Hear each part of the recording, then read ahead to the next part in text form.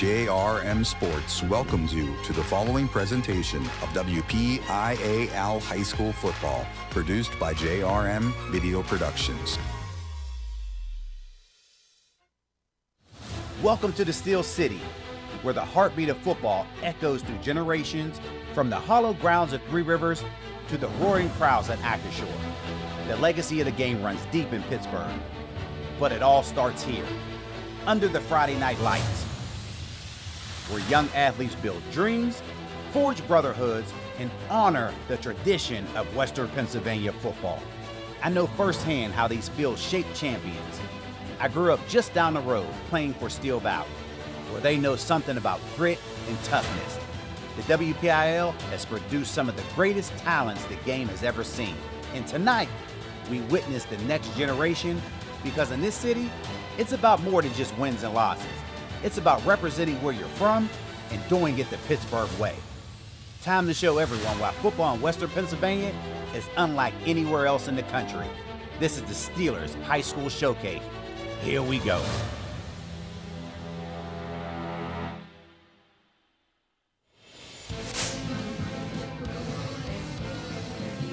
Welcome to South Park, the side of the Steelers High School Showcase Game of the Week, presented by Giant Eagle and the Pittsburgh Post-Gazette, as we are at Eagle Stadium for the Steel Valley Ironmen taking on the South Park Eagles. Welcome inside the broadcast booth, everybody. I am Matt Forger, joined alongside Johnny Patrician, ready for Week 3 across the WPIO, and our Steelers Showcase has a 2A conference battle, JP. It's conference season now, and these two teams haven't played since 2015, but they know how important it is to get off on the right foot in conference play. They're both going to try to do that here tonight. You know, finally we're in conference play, like you said. That's when the matchups get bigger, more important. The push to the playoffs begin, and I'm excited to be a part of it tonight. Steel Valley 1-2 on the season, but they played three teams that have a combined 23 WPIO championships in the first 3 weeks. So they're going to get some guys back tonight, and that's going to go a long way to see how they can perform down the stretch. Meanwhile, for South Park, they had a bounce-back win against Keystone Oaks last week after losing to Deer Lakes. But let's put it between the white lines, JP. Let's take a look at the Giant Eagle players to watch. Who are you looking at for the Ironman of Steel Valley? It's Donald Barksdale. Of course it is. He's their star player. He's a dual-threat running back, and I mean, he can catch passes out of the backfield, and he can also run downhill. He averages 140 yards a game so far this year, 4 touchdowns on the ground, 1 touchdown through the air, and a receiving touchdown. And he can pass. He does it all. Yeah, he had 32 touchdowns a season ago. They went all the way to the WPIO championship and fell short to Beaver Falls. Meanwhile, on the South Park side of the things, it is going to be the running back, Eric Doru. You know, a similar situation for South Park is they're led by their star running back as well. He's averaging 112 yards a game on the ground so far, 5 touchdowns on the ground, and 1 touchdown receiving. So he does it all for them. He's a home run hitter, and it's going to take everything for Steel Valley to slow him down tonight. Yeah, he's had a big season already, expecting him to have another big game here tonight. All right, JP, it's time for the Game Changers presented by St. Vincent College. How do you get a win here tonight? I think most importantly, just like in many Western PA high school football games, you have to control the line of scrimmage.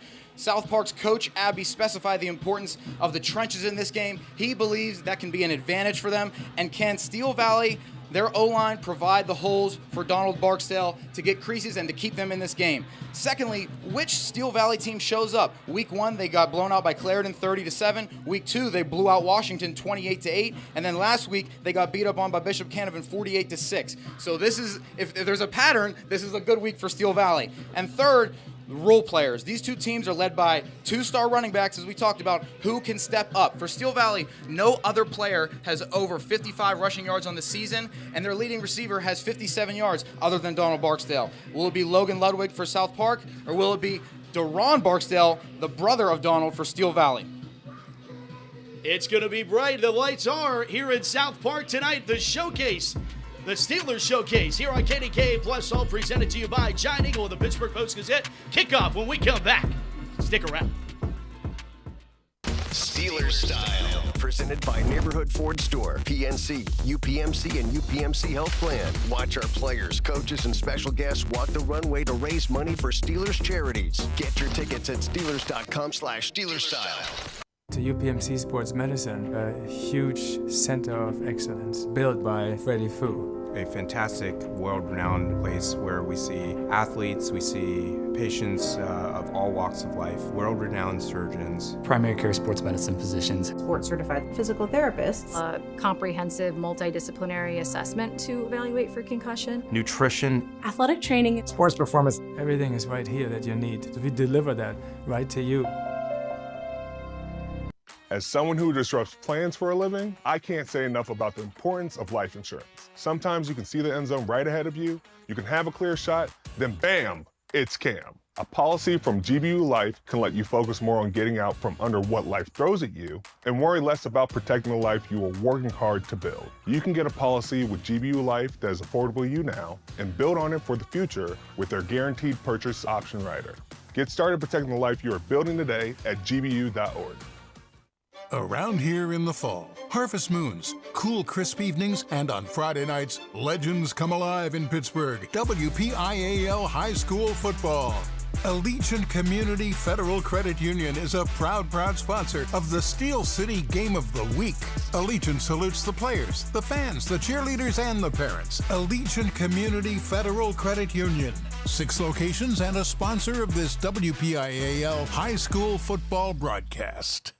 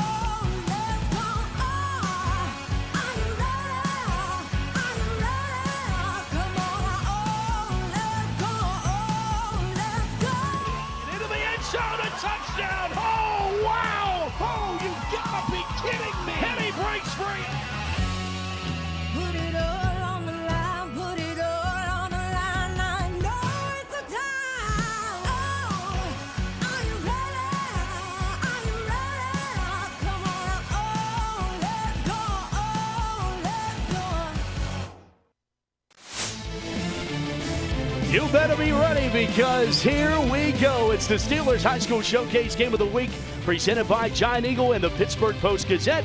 Let's go down to the third member of our crew. It's Susie Cool. Susie. Thanks, Matt. It's a matchup of two of the top teams in the 2A classification tonight as the South Park Eagles will host to the Steel Valley Ironmen. Steel Valley head coach Ray Brazo said this week was all about rebounding to take on an Eagles squad that seems to have an excellent player at almost every position. The Ironmen need to eliminate their mistakes tonight and try and keep the score close. South Park head coach Brian Abbey said the Ironmen have a very athletic team. In fact, they remind him a lot of his own with the way that they spread the ball around. Offensively, Abbey wants his Eagles to continue to execute up front, control the game, and take care of the football. JP and Matt, I think it's time to see if those preseason rankings hold true. Matt? Thanks, Susie. Getting ready for our kickoff between South Park and Steel Valley. JP, we talked about it in the open. Opportunities here in the conference play. You know you want to start off on a good foot. And for Steel Valley, we're kind of trying to figure out they have a little bit of an identity crisis, and we're going to get to see if they've cured it here tonight. Yeah, a change pregame that we did not expect here. You know, the anytime there's section play that we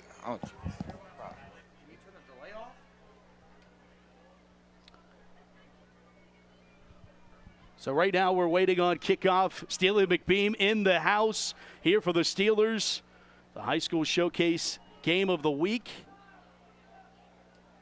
And it will be Steel Valley getting the opening kickoff as we take a look at their road to this point. Lost to Clarendon in the opening game of the season at the Wolverina, their kickoff classic, 30-7. The Bears took them down and then bounced back against the Little Prexies of Wash High, 28-8. before losing last week to Bishop Canevin, one of the top teams in single A. So their 2 losses don't even come in the classification. They come to 2 single A teams, but 2 single A teams, JP, that are highly touted and expected to be in the WPIAL championship conversation. Yeah, Matt, we talked pregame about which Steel Valley team is going to show up. The one of last week or the one of 2 weeks ago? This one bounces and fielded at the 35-yard line for the Ironmen. It's DJ Hughley on the return for the Ironmen as we take a look at their starting offense. They led by last week Jaden Cabotstock at quarterback, but he's not dressed tonight, so could be Tyson Barron getting the nod. We also could see Deron Barksdale in the quarterback position, but we talked about Donald Barksdale and a big addition to the line, both sides of it. Rashawn Huff back in the lineup, was not playing this season. He returns, and a big anchor because South Park has quite the front as well. So there it is, throwing it out to Barksdale, and he'll get the corner and pick up 5, maybe 6 before being knocked down. Robert Lindsay does the honors there. The junior comes up to lay the lick as we take a look at the South Park defense. And it is the Cunningham brothers. They're twin brothers, 77 and 52 in your program. Keep an eye out on them. But then in the secondary, just mentioned Robert Lindsay and Kenyon Brown, the free safety. He's another guy, ball-hawking defensive back for these Eagles. All things to note as we get things rolling here on a second down and 4 after the pickup of 6 from the 44-yard line. Into the belly of Barksdale and slicing in quickly. Nothing available there. Wow, that's a hit to start the game, Matt. And Doru's getting it done on both sides of the ball. He's showing us that he can play linebacker too. Look at this crease right down the alley. That's a perfect angle tackle. You practice that all week long, and it's showing on Friday nights. 6 foot, 210-pound senior and Eric Doru. Going to be calling his name a lot tonight. I think we're going to be calling Doru and Barksdale a lot tonight. Those are the 2 star-studded players for both teams, and clearly Steel Valley is keeping the same recipe tonight. Back to pass. Screen is knocked down. Cunningham got his hand in the passing lane there, and it is incomplete. We'll bring up 4th down. Special teams unit on for Steel Valley. South Park is lucky there that pass was batted down. You see here the offensive line lets all the defensive linemen into the backfield, and they should know better. They need to smell a rat. They got back there too easily that it's a screen pass. If that pass got over the heads of the defensive linemen, Barksdale might have been getting an easy first down. Parker Cunningham, the young man who got into the passing lane there, he is a JMU commit. Big play there to force 4th down. It's 4th and 6 from the 42-yard line. Steel Valley had some issues punting last week in the loss to Bishop Canevin. Isaiah Johnson gets this punt away, and it rolls out of bounds. And that is where South Park's offense will take the field when we come back. It's the Steelers High School Showcase presented by Giant Eagle and the Pittsburgh Post-Gazette. And we'll be back here on KDKA Plus after this.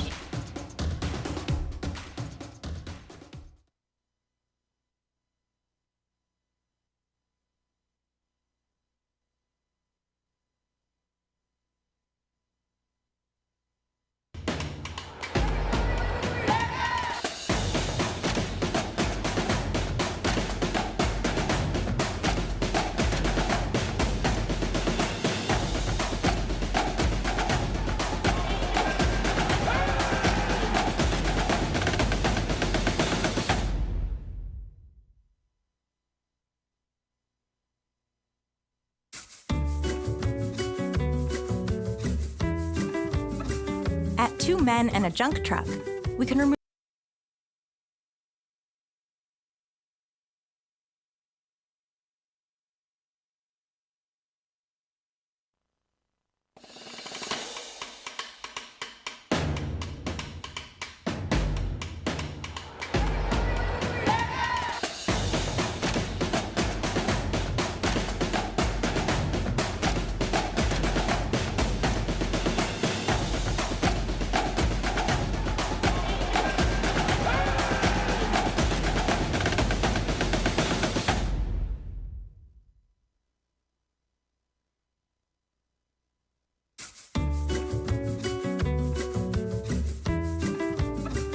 At Two Men and a Junk Truck, we can remove your things so you have room to dream.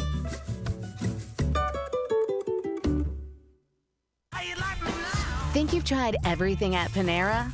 Think again. Introducing more new sandwiches and salads with our new flavor-packed Toasted Italiano and the mouth-watering Mediterranean chicken greens with grains. More in every bite, just like the new ciabatta cheesesteak with melty provolone and garlic aioli. And more new options under $10, including our new creamy bacon mac and cheese. Come taste the new era at Panera.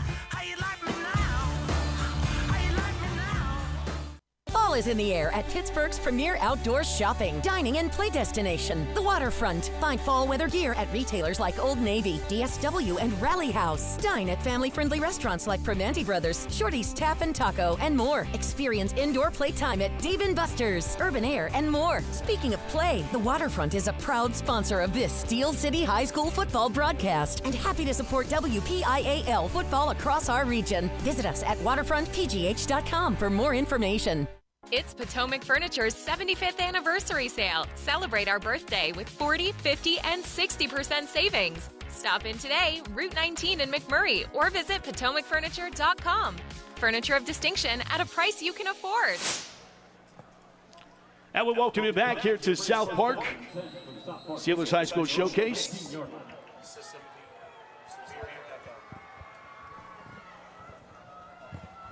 First down at 10, they hand it off. It's left side, Doru. So, Matt, both teams are getting off to what has worked for them so far this year, which is hand it off to your best player, Doru and Barksdale. I'm having a feeling we're going to have a showdown between those two tonight.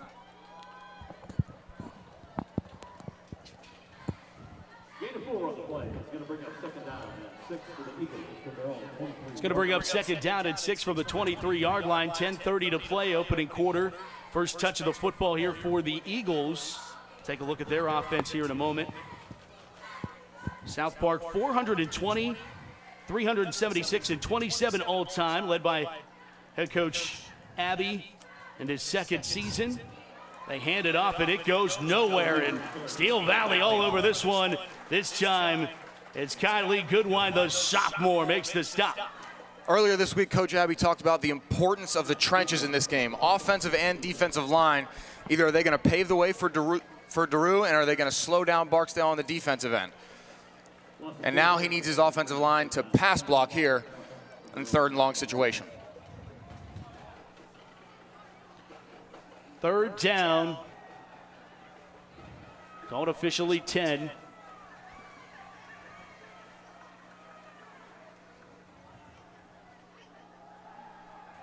Lindsey back to pass with pressure, rolls, throws, in and out of the hands, incomplete, trying to get Colson Haynes, the sophomore, with the flag down.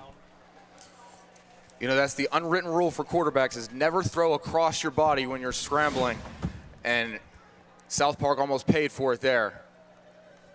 Easily could have been intercepted. Sometimes you just gotta live to see another day, throw it out of bounds. But luckily it didn't cost them there.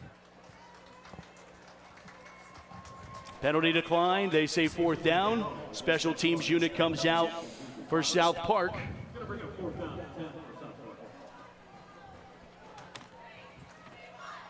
Well, so far the defenses are showing out, Matt. We talked about all pregame about these two running backs, and neither of them were able to get a first down on their first drives.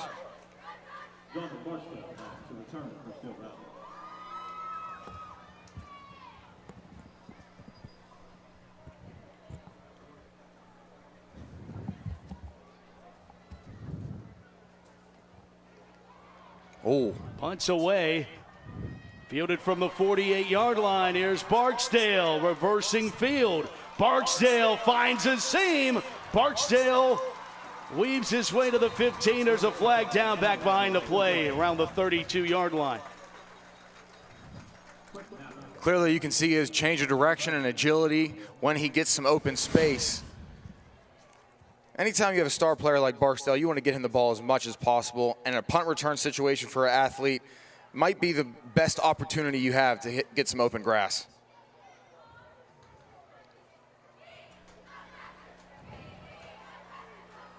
So we hear from our officials once again. Good block. Blocking the the back. return team. 15-yard penalty, first down.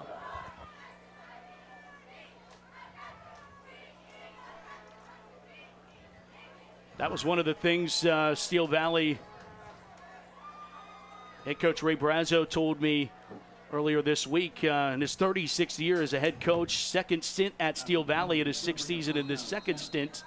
Also coached at West Mifflin. But he said, you know, we got to keep the penalties and these opportunities. We have these splash plays on special teams like we just saw there, and then you have the miscue on a penalty that now sets you back a little bit. Yeah, still starting with decent field position here. Rolling and throwing and underthrown his intended receiver. Tyson Barron could not find his intended receiver, Samir Smoot Jr. Classic rollout flood concept there, Matt. Two-man concept to the right, but with a left-handed quarterback, it's hard to throw that direction. Would have loved to see him get a little more ketchup on that one. Or mustard, if you will. Whichever means more sauce. Whichever condiment you'd like there. Some hot sauce, something. Yeah. The sauce. Second down, 10 from the 47-yard line.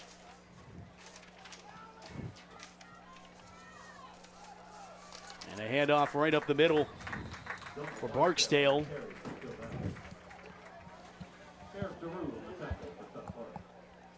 You know, for a team like Steel Valley that is really, they go as Barksdale does. How productive he is going to determine their success. That's what first and second down are so important for them, because with him being a running back, you're not going to run it in third and long every single time. So you got to depend on your quarterback and receivers in a third and long situation, and this is not ideal for the Ironmen. This is not the type of situation they want to be in.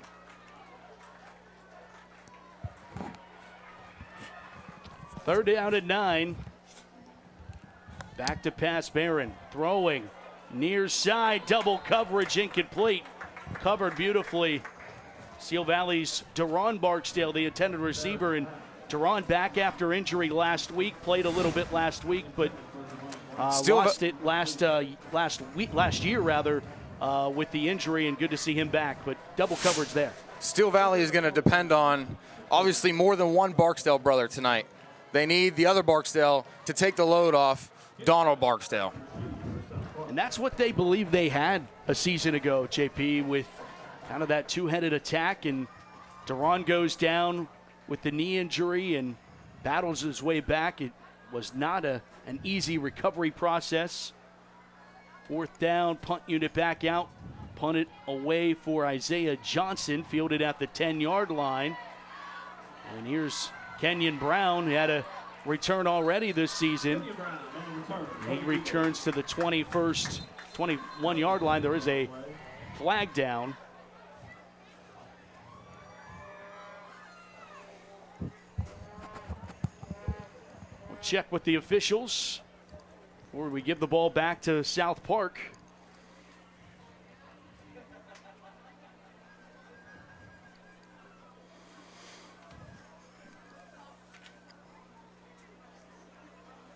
Penalties on special teams early here, Matt.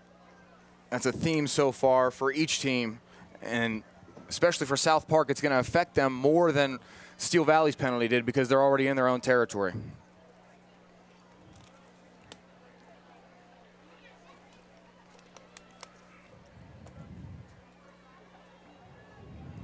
On the way, 15-yard.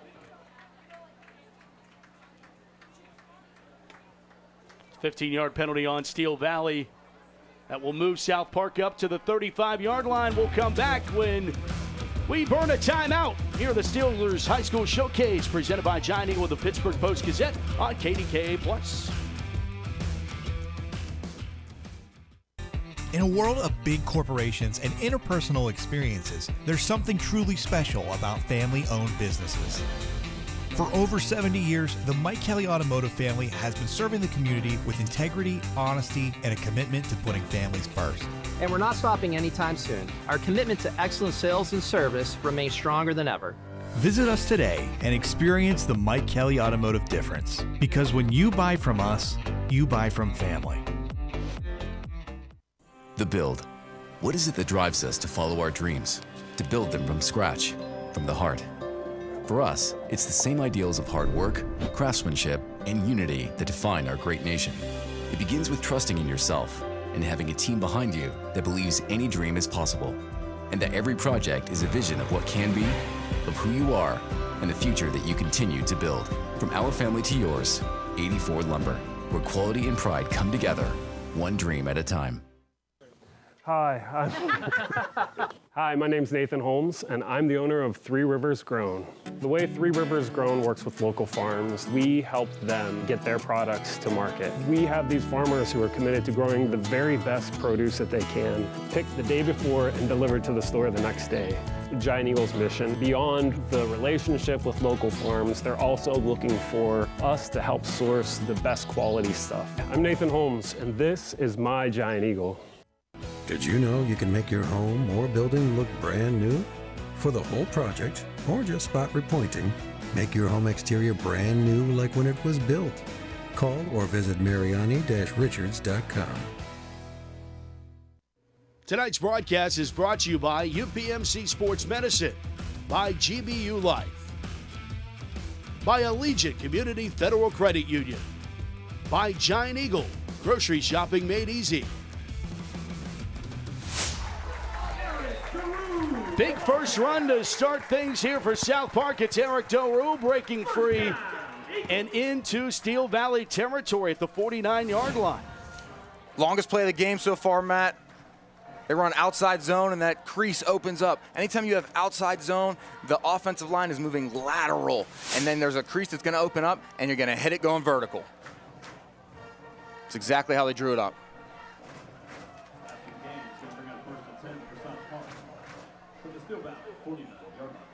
First and 10, brought to you by Kelly Automotive, bringing you first downs all season long here on the showcase. Wildcat formation for the Eagles, and Doru goes off the right side and then fires forward, picks up to the 44-yard line. Haven't got a chance to take a look at the South Park Eagles starting lineup. Robert Lindsay normally at quarterback, and Eric Doru in that running back position. Mentioned the Cunningham brothers on the line, but also keep an eye out on Ian Hanna and Antonio Lucas. Caden Lemley at right guard.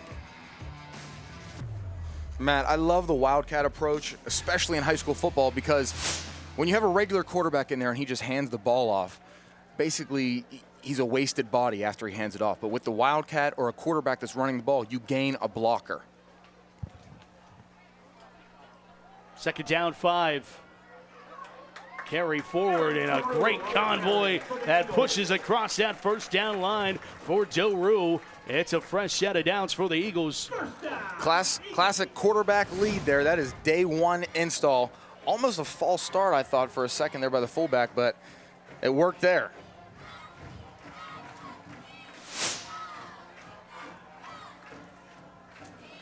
South Park trying to put something together on this second offensive drive tonight, halfway through the first quarter. When Lindsay back into quarterback and hands it off to Doru, and losing a helmet on the tackle that time is South Park's, or I beg your pardon, Steel Valley's Rashawn Huff, who will have to jog off the field for a play as we take a look at the Ironman starting lineup. Defensively, there's Rashawn Huff, Tristan Banks, Dylan Smith, and Holden Labshek on the defensive front. Donald Barksdale and Kyle Goodwine anchor the linebacking core, and Del Shield, Simpkins, Barksdale, and Smoot in the secondary, all ball hawkers. With Barksdale playing free safety, he's just reading the quarterback's eyes back there. Back to the Wildcat. Doru gets it. Tries to sneak away, and he does, and then gets a nice push from his offensive line, and he's right around another Kelly Automotive first down. First down, Eagles. And they're just running it up the gut, and that's what Coach Abbey talked about earlier this week, is he thought their offensive line was their advantage in this game. He thought they could control the pace, and control the really outcome of this ball game based on how their offensive line performed in the trenches.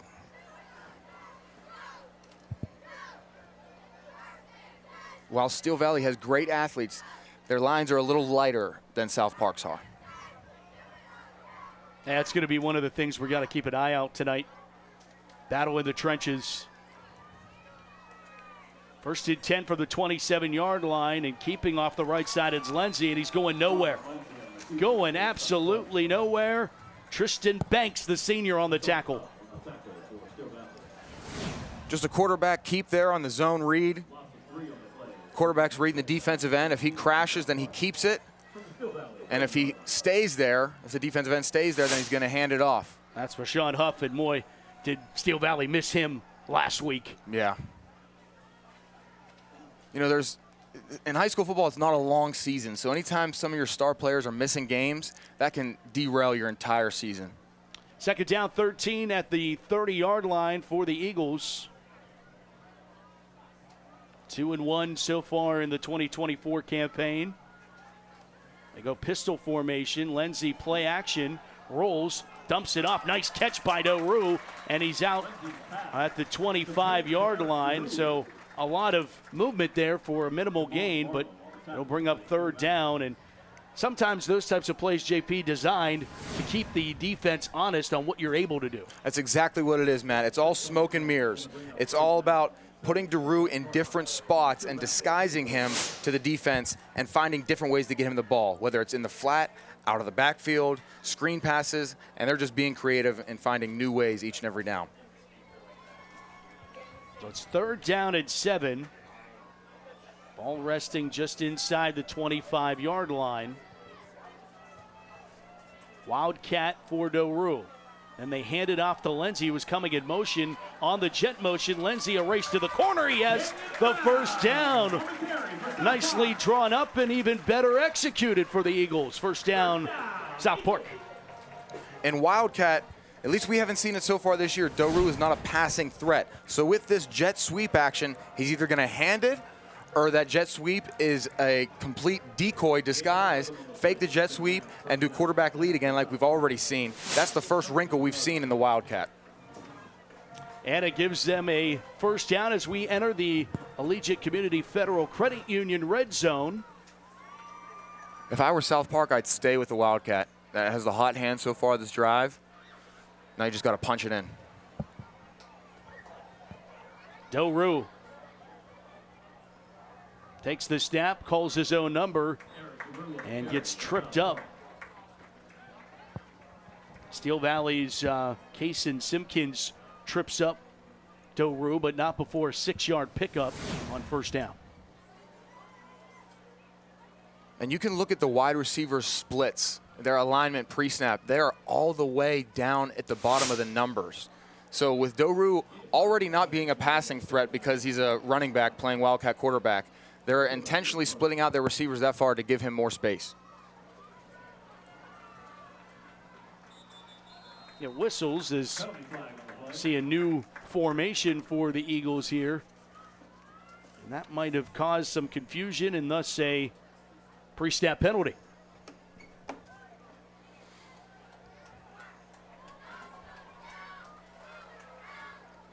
And I guess it's going Steel Valley's way. Steel Valley lines up offsides. Opens the playbook here for 2nd and 1. Looks like they're going to go with the same play here. 19 should go in motion. Doru gets the carry, and as you knew the play, so did the Ironman, and it goes nowhere but backwards. If you're Coach Abbey, you already showed that alignment pre-snap, and you got what you wanted the play before. Steel Valley jumped off sides, or they were in the neutral zone. So switch it up. They already got, pretend it's a 5-yard gain with that formation, and bring it back later in the game. Barksdale was all over it, just like you were, my friend. So now it's 3rd and 2. We go from 2nd and 1 to 3rd and 2. Do you think he'll go in motion again? There it is. And they play action. Naked bootleg for Lindsey. Race to the corner. Can't get there. And the ball pops out and goes out of bounds. But Deron Barksdale, day on the scene for the Ironmen. That's the defensive play of the game so far. South Park had everybody fooled on that. Everybody thought Doru was getting the ball, and that's the wrinkle out of that formation that Coach Abbey had in his back pocket, I guess. But Deron Barksdale was not fooled and gets a tackle for loss on a crucial red zone stop. So now Brian Abbey has a decision to make here. 4th down and 6.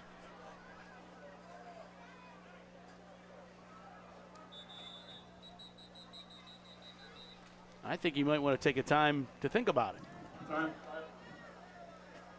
And we'll take one with them. What do you say? Think so? Steelers High School Showcase Game of the Week presented by Giant Eagle and the Pittsburgh Post-Gazette rolls on right here on KDKA+.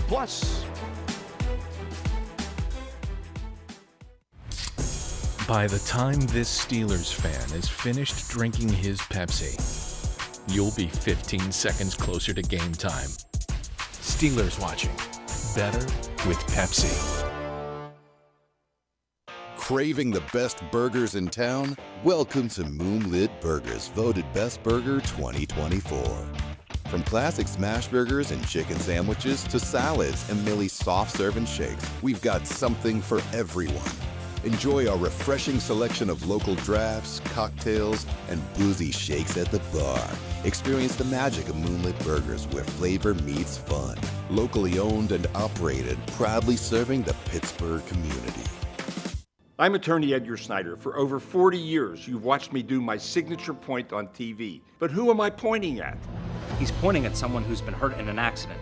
Someone overwhelmed with paperwork. Someone struggling with bills. Someone who can't get answers. Someone who can't get justice. I'm pointing at my community, my neighbors, and letting them know we're here to help. So remember, there's never a fee unless we get money for you. From heating and cooling to a large array of construction equipment, Herc Rentals has the gear you need to get the job done. Herc Rentals is already a staple in several communities across the United States and Canada, and have been serving our customers' needs since 1965, with a catalog of equipment that spans the spectrum of almost every kind of solution you can think of. To learn more about Herc Rentals, visit hercrentals.com or call us at 1-888-777-2700. Listen. Moon high above South Park tonight on a Friday the 13th. See who's unlucky here, and I think Steel Valley is playing the chess match right now, JP. They call a timeout.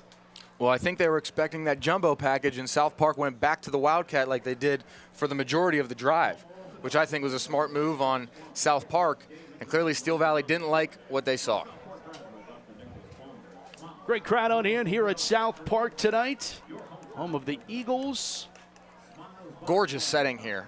Nestled in the hills. Let's talk about the horse racing track on the way in here. A little equestrian action. Yeah, wow. Not many high schools have that. We haven't talked about South Park's road yet to this Week 3 matchup. In Week 0, they took down East Allegheny, the Wildcats, if you were wondering, JP, 30-16. Then they took down the Deer Lakes Lancers. They lost to the Deer Lakes Lancers 35-22. Bounced back, and with a big win over KO last week, a 42-6 victory for the Eagles. That's how they get to 2-1. So what will be really interesting, Matt, going forward is that neither of these teams had played in a fourth quarter game yet this season. All their games have been blowouts. So one way or the with other. With it 0-0 at the end of the first quarter, something's got to break. All right, they go Wildcat. Doru handed off, trying to get the corner. Kenyon Brown, and Brown is stopped short of the line to gain. Steel Valley, Steel defense. I totally agree with the play call. Put it in Doru's hands and allow him to make a split-second decision. He handed it off, and I would have loved to see Brown use his speed and try to get to the sideline there. He cut it up right back where everybody else was, but I'll have to trust his vision and believe what he saw. But either way, big red zone stop for Steel Valley. That's what they needed to get their momentum back and obviously get the ball back too. First down and 10 for the Ironmen, but long way to go with this drive starting at their own 6-yard line, 33 ticks to talk here in the first. Belly to Barksdale, and Barksdale is brought down in the backfield. Nowhere to go. Quickly brought down by Troy Cunningham. And last drive we talked about how important for Steel Valley first and second down are to get positive yards because of how predictable they are with really one star player and not many other options that have shown themselves so far throughout this year. But we talked about pregame, a role player needs to step up. We talked about Parker Cunningham, who's headed to JMU. Troy Cunningham, 8 Division I FCS offers. That's the end of the first quarter. No score between Steel Valley and South Park. But the second quarter on the back half of this break on KDKA Plus. Macero Corporation has been a commercial general contractor in Pittsburgh since 1967. But did you know that we also have an agency construction management firm? Macero Construction Management Services can be your advocate when building or renovating your new school. If you're a school superintendent, business manager, or school board member and have a new construction project on the horizon, Macero CMS can provide you with the complete construction management services you need for a successful project delivered safely, on time, and on budget. Visit macerocg.com for more information. By having real clients and producing real campaigns, at La Roche, our students thrive by putting their ideas into action. The students at La Roche that are using applied learning completely nailed my business and delivered me something that I am going to be able to use in real time. It was a really nice experience to actually see how the establishment functions, being able to actually work with real people, real community partners, instead of something that was hypothetical. Want to get gear direct from the team? Shop all things black and gold at the official Steelers Pro Shop located at Acrisure Stadium. Get the latest sideline apparel and hats, jerseys of your favorite players, authentic memorabilia, custom gear, and exclusives you can only find here. Don't forget, you aren't game day ready without a terrible towel. The Steelers Pro Shop has everything you need to be part of the legendary Steelers Nation. Come experience the Acrisure Stadium shopping environment or shop online at shop.steelers.com. It's more than a move. It's a new job for her, a new baseball team for him. And for Badger, it's a new yard with more room to roam. It's more than a move, and we're more than a truck.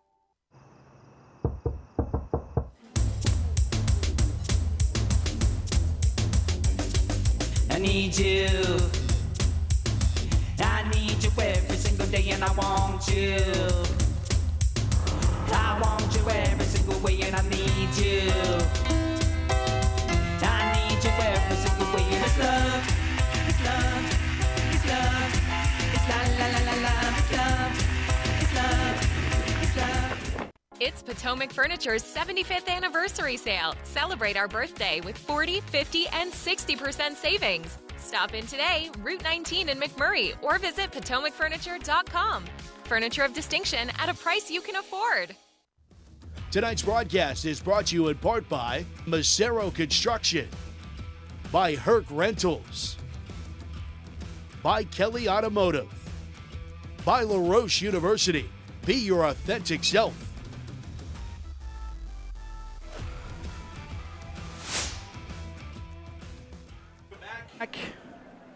High school football here on a Steelers Showcase Friday night. Second quarter action resumes with the Ironman tossing it out to the flat. It's Barksdale to Ron Barksdale, bouncing off across the 15-yard line up across to the 17.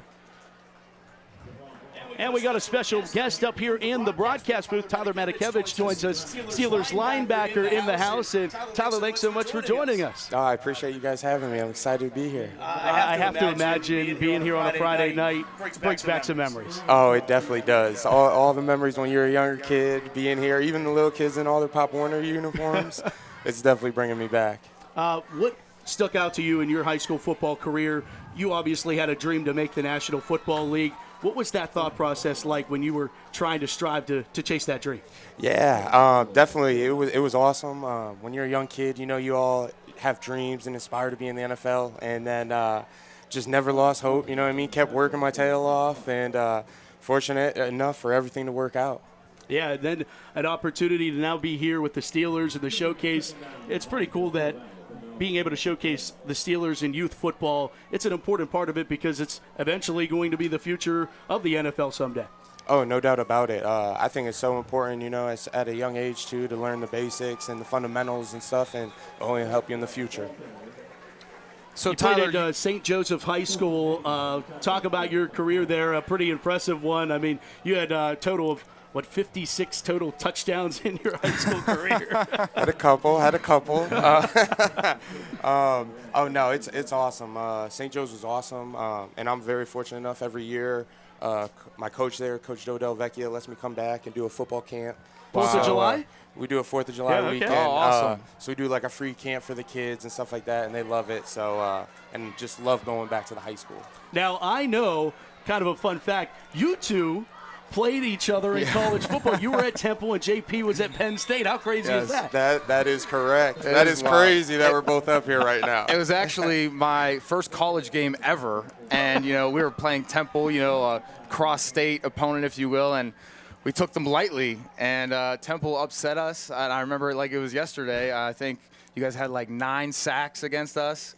Yeah. One was on a 2-man rush, maybe. You had a couple sacks, but not the best taste of welcome to college football moment for me. Oh, man. There's a lot of great moments in high school football, but some players are experiencing the dark side of high school football, end up not being able to play their senior year or being injured. I know you were injured your senior year. Mm-hmm. What do you tell that player that maybe be sidelined for half the season or part of the season? What do you tell that player to just keep the faith and keep the mental side of things going? Yeah, no, it's definitely tough, but I try to tell the kids when we go back and talk to them all the time, just enjoy it. Yeah. These are memories that you're going to have for the rest of your life, and unfortunately after football, after high school, sometimes a lot of guys don't go off to play, so you might as well enjoy it now with the time with all your friends and everything you learned from the game, and just enjoy it. Do you miss playing offense and scoring all those touchdowns like you were in high school? I miss getting in the end zone, but I don't miss getting hit. I'd rather hit people than get hit. Right. Well, you got to be loving this matchup so far. Defensive stalemate here. No one scored yet here in the second quarter. Oh, absolutely. See, I love and I'm sure he would say the same. We love these.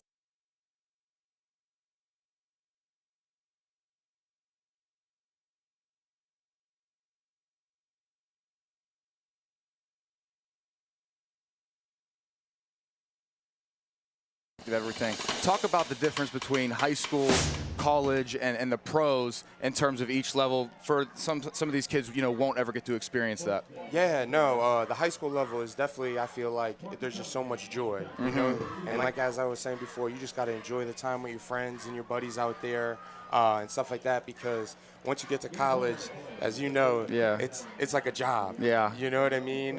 You got coaches on you all day. You got all your classes, your practices, and you got to do all your off-the-field stuff. So it's really like a full-time job, And then once you make it to the NFL, I mean, that's everybody's dream. It's the same thing. It's a business, and you just got to come to work every single day, bring your best, and he catch that? That's incomplete. Nearly a big-time opportunity there that goes in and out of the hands. Nathan Walls had a shot at it, just couldn't haul it in.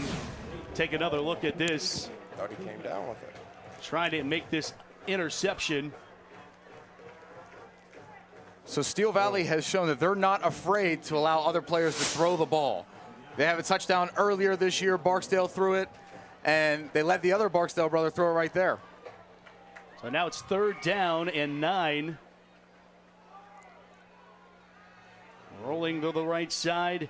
Barron throwing. Barron on the far sideline cannot hook up with his intended receiver there. Goes incomplete, intended for Smoot. And it will be 4th down. Steel Valley will be forced to punt the football away. So Tyler, another question here is, in Pittsburgh, the Western Pennsylvania, it's called the Whippeal. We are very prideful and passionate about our high school football here.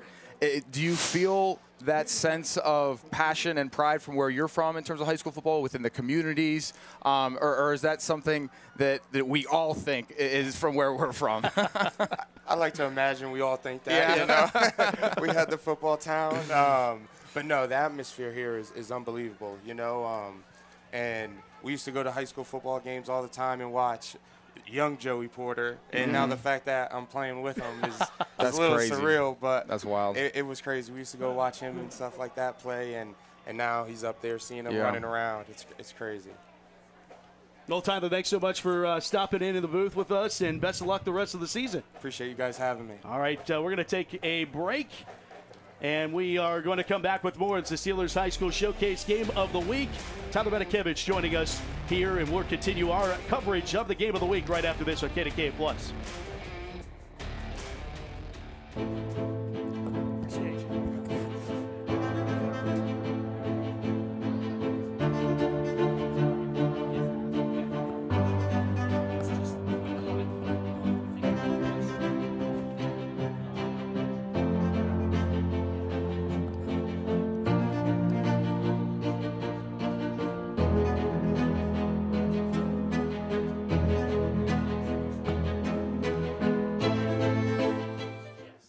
Did you know you can make your home or building look brand new?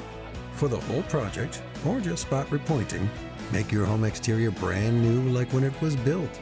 Call or visit Mariani-Richards.com. It's Potomac Furniture's 75th anniversary sale. Celebrate our birthday with 40, 50, and 60% savings. Stop in today, Route 19 in McMurray, or visit PotomacFurniture.com. Furniture of distinction at a price you can afford. College isn't for everyone, but from pay to training to retirement, Pennsylvania Laborers Union members live better. PA Laborers Union offers a great wage potential of $42 per hour and terrific health benefits. Imagine having 0 student loans while receiving state-of-the-art construction training. Join the team and get mentorship and guidance from experienced members. Go now to laborparecruit.com for more information. I'm Albert Lin. I'm Chief of Shoulder Surgery at UPMC. I chose orthopedics because we have a chance of making really positive impacts on people's lives to get people back to whatever it is they want to do, whether that's their job, whether it's sports, whether it's just raising their hands so that they can put on their shirt. Everything that we do is driven towards improving patient care and patient outcome. World-renowned care, world-renowned surgery, world-renowned experts in everything. That is really what sets UPMC apart.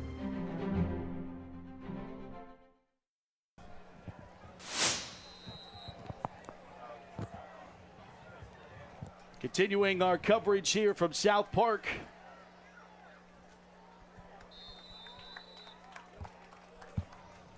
No score between the Ironmen and the Eagles. Back with Johnny Patrician and on the sideline, Susie Cool. I'm Matt Fargo. Happy to have you along in our coverage tonight from South Park. Thanks to Tyler again for stopping by and getting to see a guy you played against, but boy, he has a good story. Yeah, that was, he was a senior, I was a freshman, so that was a bad taste to begin the college football. But, credit to Temple, they had a great year that year. They ended up, being ranked, and on College Game Day almost beat Notre Dame, went to a good bowl game. So the world didn't know how good they were going to be because it was week 1, and it was like the biggest upset ever. But they ended up having a great season. Handoff to Rue, stretching. He was Ball down. was down, yep. Officials agree with you, JP. He was down at the 30. Man, I hate to say it again, but we talked all pregame about the 2 running backs for each team, and they've been pretty well kept in check so far. The defenses have really been, holding their own. Yeah, no question. These are teams that, South Park has given up just 23 points this season in their 2 wins. Right, and Steel Valley in their 2 losses, they've let up 30 and 48. So their defense came to play tonight. No doubt. And I think a big part of that has to do with Rashawn Huff returning on the defensive front for the Ironmen. Yep, anytime you get your anchor, a guy that doesn't get credited for a ton of stats in the stat book, but he's taking on the double teams. He's holding those blocks in the trenches and allowing his linebackers to flow freely and to make tackles in the backfield. Yeah, he's also the long snapper is Huff, so they go tight formation here on this Third down and 3 play. Daru is denied. Steel Valley on the scene again as Kylie Goodwine has the tackle. And let's go down to Susie Cool. Thanks, Matt. Yeah, there's a twin dynamic happening for the South Park Eagles. Offensive linemen and defensive linemen, seniors Troy and Parker Cunningham, who play on both sides of the ball. Eagles head coach Brian Abbey said these twins are tremendous athletes and have shown that in their 4 years as starters for this program. And they're not small by any means. Troy is 270 pounds, standing at 6'3", and Parker is 300 pounds, standing at 6'4". When they were coming up in their youth programs, Abbey said they were running backs and quarterbacks. Obviously, those roles have changed for them now in high school. Now the pair are being highly recruited. Parker already committed to James Madison University, and Troy having 8 offers at the FCS level. Matt? Thanks, Susie. First down and 10 for the Eagles. Daru gets the call. So did they give him that first down? I guess they did give it a first down. That was a rough spot there. Both of us thought he was stuffed there, but Daru is continuing the drive, and it looks like he's staying down. Yeah.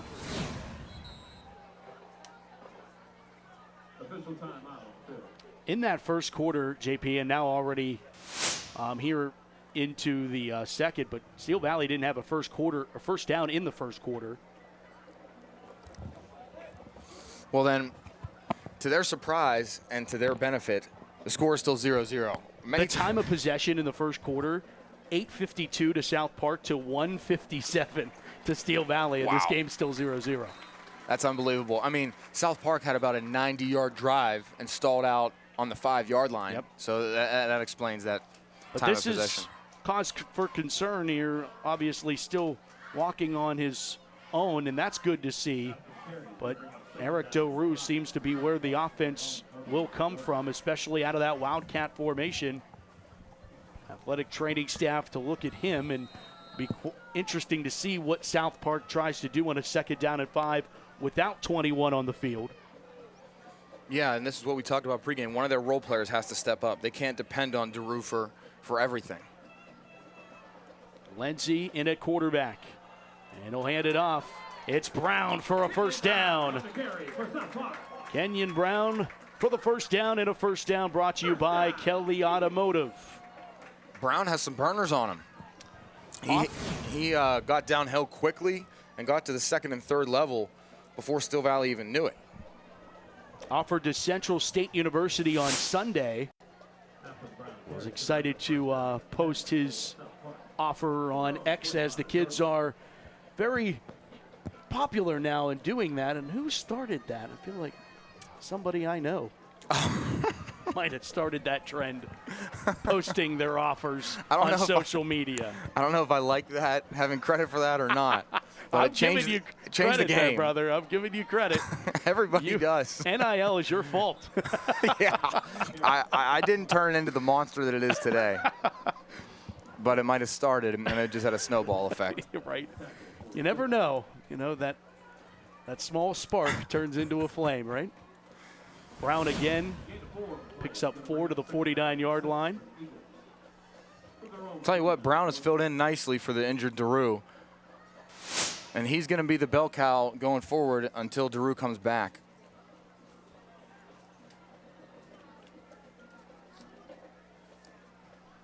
Talking about quarterback Robert Lindsay, a junior. This is his first year starting a quarterback for the Eagles. So now 4th game under his belt. Back to Brown. Brown trying to cut back against the grain, and Ironman help arrives. Wraps him up about 2 yards shy of the sticks. Bring up 3rd down here for the Eagles. Heavy running half for both teams, Matt. We haven't seen many passes from either quarterback.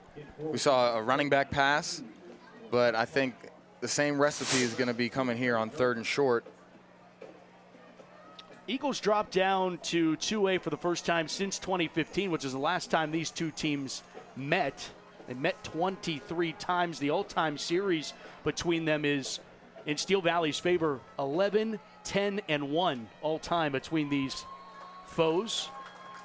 Daru's back in there, it looks like. That is good to see. 21 back in and gets the carry and does what Daru does and picks up a first down. So if you're Steel Valley and you see this jumbo package with the motion by Wyatt Markovich, you can predict there's only 2 plays they've shown out of that so far, and they've given us that formation about 10 times already. It's either the lead to Daru or the quarterback naked bootleg, which Barksdale shut down in the red zone. So if you're a linebacker for Steel Valley, you got to be on high alert that the ball's coming up the middle whenever they're in that formation. It's first down and 10 for the Eagles from the 45-yard line. Lindsey gets the snap. Back to pass and rolls. Here comes some pressure. He'll throw down the field and in and out of the hands. Incomplete. Trying to get Nathan Walls. But the sophomore couldn't haul it in, and it will be second down. Nice throw on the run there by Lindsey. Scrambles out of the pocket. Throws on the run. It's similar to the play we saw on the first drive where he was close to the sideline. This time he had room to throw it with his momentum instead of going across his body. Unfortunately, I think that would have been completed inbounds too if the receiver held on to it. Brian Abbey, head coach for South Park, talking about he's been here a long time. It's only his second year as head coach, but he was an assistant coach here for 9 years before that.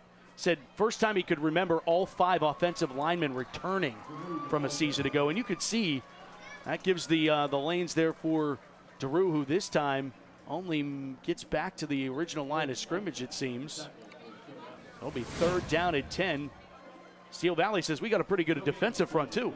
Yeah, they got some big boys in there. And that's why Coach Abbey was so confident in his offensive line throughout the week and complimentary of them.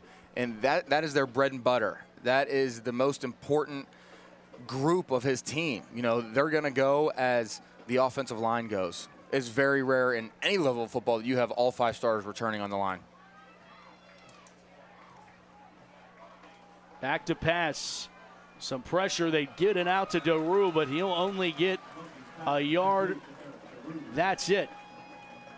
It's fourth down, and the Steel Valley defense has answered the call here in this first half tonight. You know, Daru, we talked about earlier in the game how he's a dual threat guy. He can get the ball in the handoff situation, in a wildcat situation, but even importantly, and as you saw there, he can catch it out of the backfield as well. So he's a threat for screen passes, for slip screens, for tunnel screens, and you can get the ball to him in any situation, and that's why South Park has been successful with him so far this season.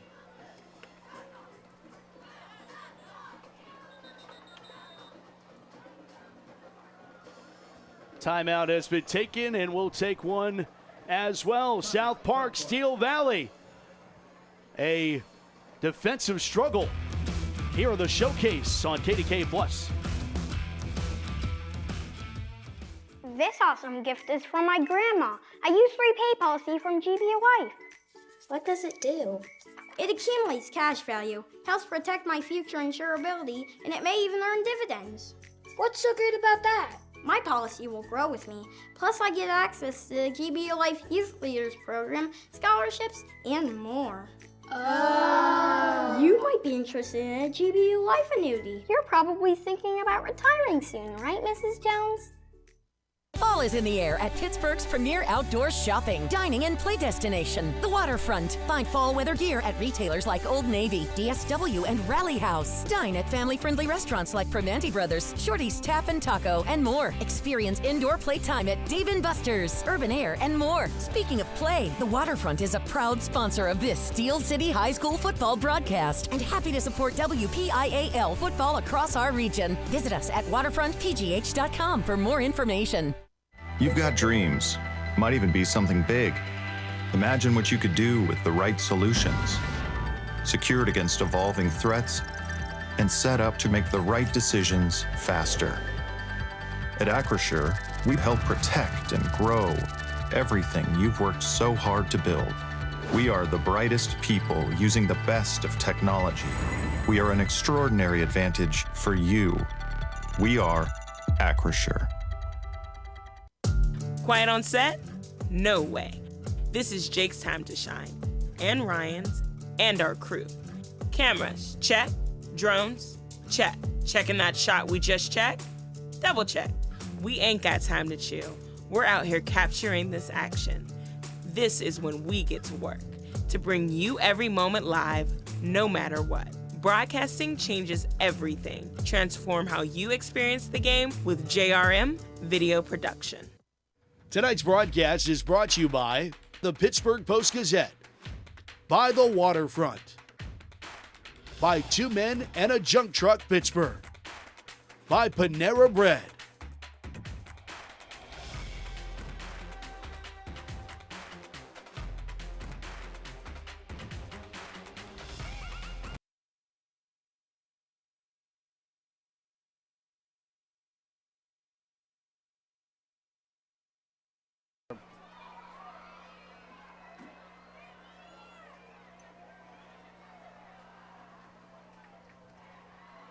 Kenyon Brown had a 98-yard touchdown, a kick return for a touchdown 2 weeks ago. This is Barksdale on the return here for the Ironmen. And a flag is down. We'll check that. Another penalty on a special teams play. It's a third punt return that there's been a penalty on. And these teams are just shooting themselves in the foot.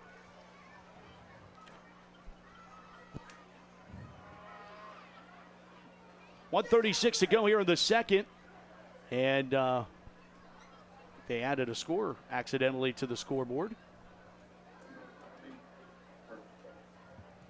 Holding is the call against Steel Valley. It's a holding call. And Matt, you got to think, what will Coach Brazo do here? Will he be aggressive, with his offense, because they don't really have a pass-happy offense? Right. They get their success from running the football. So what will they do here with 1:36 left before halftime? I think you set up one of your best plays here, and if it's successful, then you try. If you don't, if it isn't, then you go back to being conservative. I agree. I think that's smart. Offensive coordinator Matt Fargo. And it looks like Steel Valley wants to burn their last timeout, so that doesn't bode well. That does not help. No. Whippeal Insider ranks all 25 of the best teams regardless of classification. Let's take a look at the updated list. Aliquippa on top this week. They play Mars. They dropped to 19. Mars was playing like Pluto last week. They lost to North Hills. But Peters Township has the 2 spot, NA at 3, Pine Richland 4. And obviously, where's the 2A team? Oh, we found one at 20, Amani Christian. With their big win over number 25 Beaver last week in Class 2A. Also, the Deer Lakes Lancers and Seton LaSalle Rebels at 21 and 22. Of course, Deer Lakes taking down South Park earlier this year. But what do you make of it? I got to know, how long did you have that joke in your back pocket? That's what I make of it. That was good. I like that. People who listen to the Whippeal Insider show on KDK Plus on Thursday nights at 11 might have heard that joke. So you used it 2 times in a row. Hey, I don't blame you. I recycle. I give back. I'm not mad at you. And I also stay away from your cell phone. First down and 10. They go jet motion. And they give it off to Deron Barksdale. And Barksdale fires his way forward. Look at this. A 9-yard pickup, maybe 10 according to this spot. I think now they really wish that they would have held on to that last timeout. That hurts. Talking about Ray Brazo at his 36 years as head coach. Started as an assistant at Steel Valley. And he finally got his championship 2 years ago, JP, back in 2022. In his 34th season, he got his first championship as head coach. Wow. And they could have had a second one, but a valiant comeback effort by the Beaver Falls Tigers last year negated that. Here's Donald Barksdale getting spun down, gets another first down to the 45-yard line. Going to make the next 48 seconds interesting. Would have loved to see him. Did he get out of bounds? No. Why is the clock stopped? Because it stops after first down. Oh, correct me. I thought it only paused. It seemed like it was a long pause there in favor of the Ironmen. Got to get the chains reset. And it starts winding here. 35 ticks to go.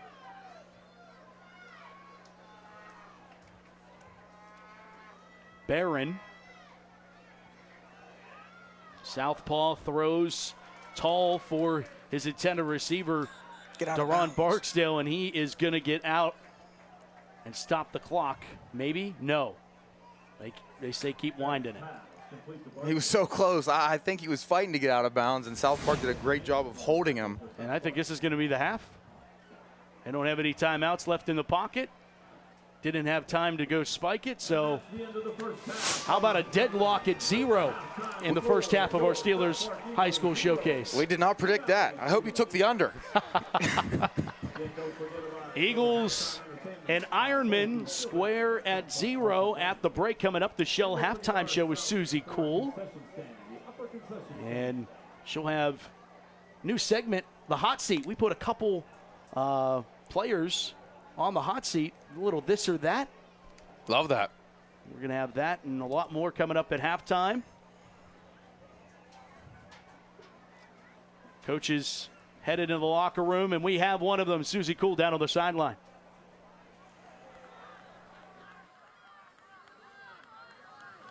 Thanks, Matt. Coach, Steel Valley's offense throwing a bunch of different looks at you. Sometimes different people are taking on the quarterback position. Where does your defense need to be most aware at all times tonight? We just really got to make sure we're playing our assignments and keeping the containment, force everything inside, and I think we're going to clean a few things up here, and I think we'll be okay. You mentioned cleaning a few things up in here right now. What does need to be cleaned up from your team? Just simple execution down here on the goal line. We moved the ball down the field, get down on the goal line, and we couldn't score. So, hey, we're going to take another crack at it, and this time I think we're going to get through. Thanks, Coach. Thanks, appreciate it. Matt? Susie, thank you, and thanks to Coach Abby. South Park hosting Week 3 Steelers High School Showcase Game of the Week, presented by Giant Eagle and the Pittsburgh Post-Gazette. The Shell halftime show in the back half of this break. Steel Valley, South Park scoreless on KDKA+.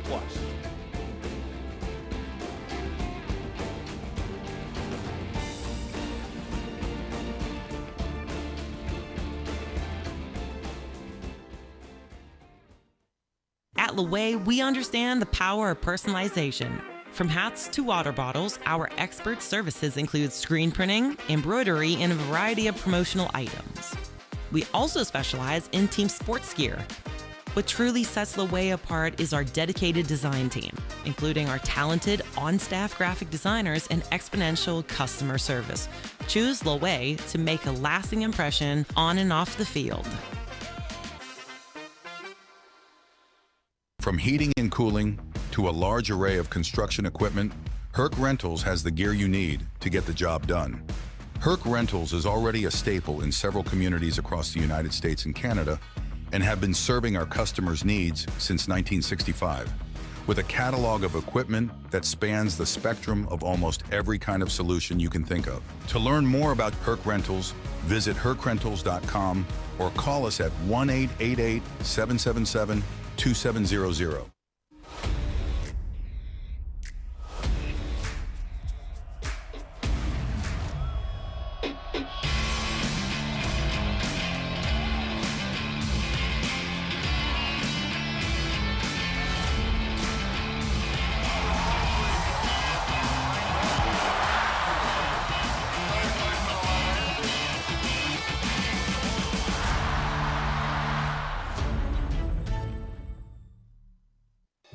Hi, folks. Welcome to the Pittsburgh Steelers Hall of Honor Museum.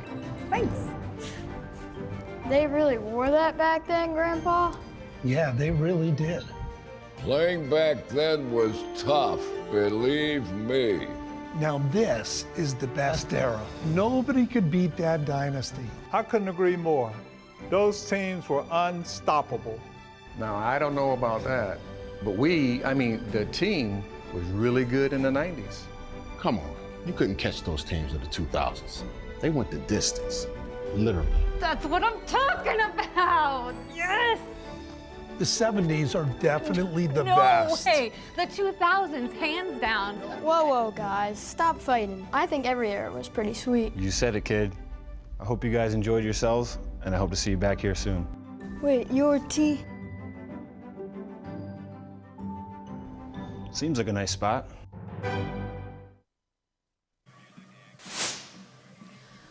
Welcome back, everybody, to KDKA Plus in the Shell Halftime Show. I'm Susie Cole, and we're in South Park, where the South Park Eagles and Steel Valley Ironmen. It's 0-0 apiece here at halftime. And while there's been a ton of great action here defensively on the field, it's that time of the week where we take a look at the action off the field with our Steelers All-Peer team, brought to you by the Post-Gazette and the Mentorship.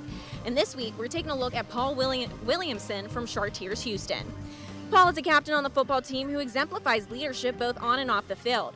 Paul is consistently holding his teammates to the highest standards of performance and commitment, and he's also an active member of the Chartiers Houston community, participating in programs like the Team Leadership Council. Paul plans to pursue a college degree and continue to play football at the next level. It's always great to see these kids doing good things on the field, but off the field as well. So keep it up, Paul. And as always, for more information on the Steelers All-Peer team, or how to nominate somebody, you can go to Steelers.com/youth. And as we take a look off the field, it's time to go back to the field and to one of our favorite people, Carlo Zopko, our Whippio insider himself, taking a look at those top 10 plays from week 2 action. Let's get to it.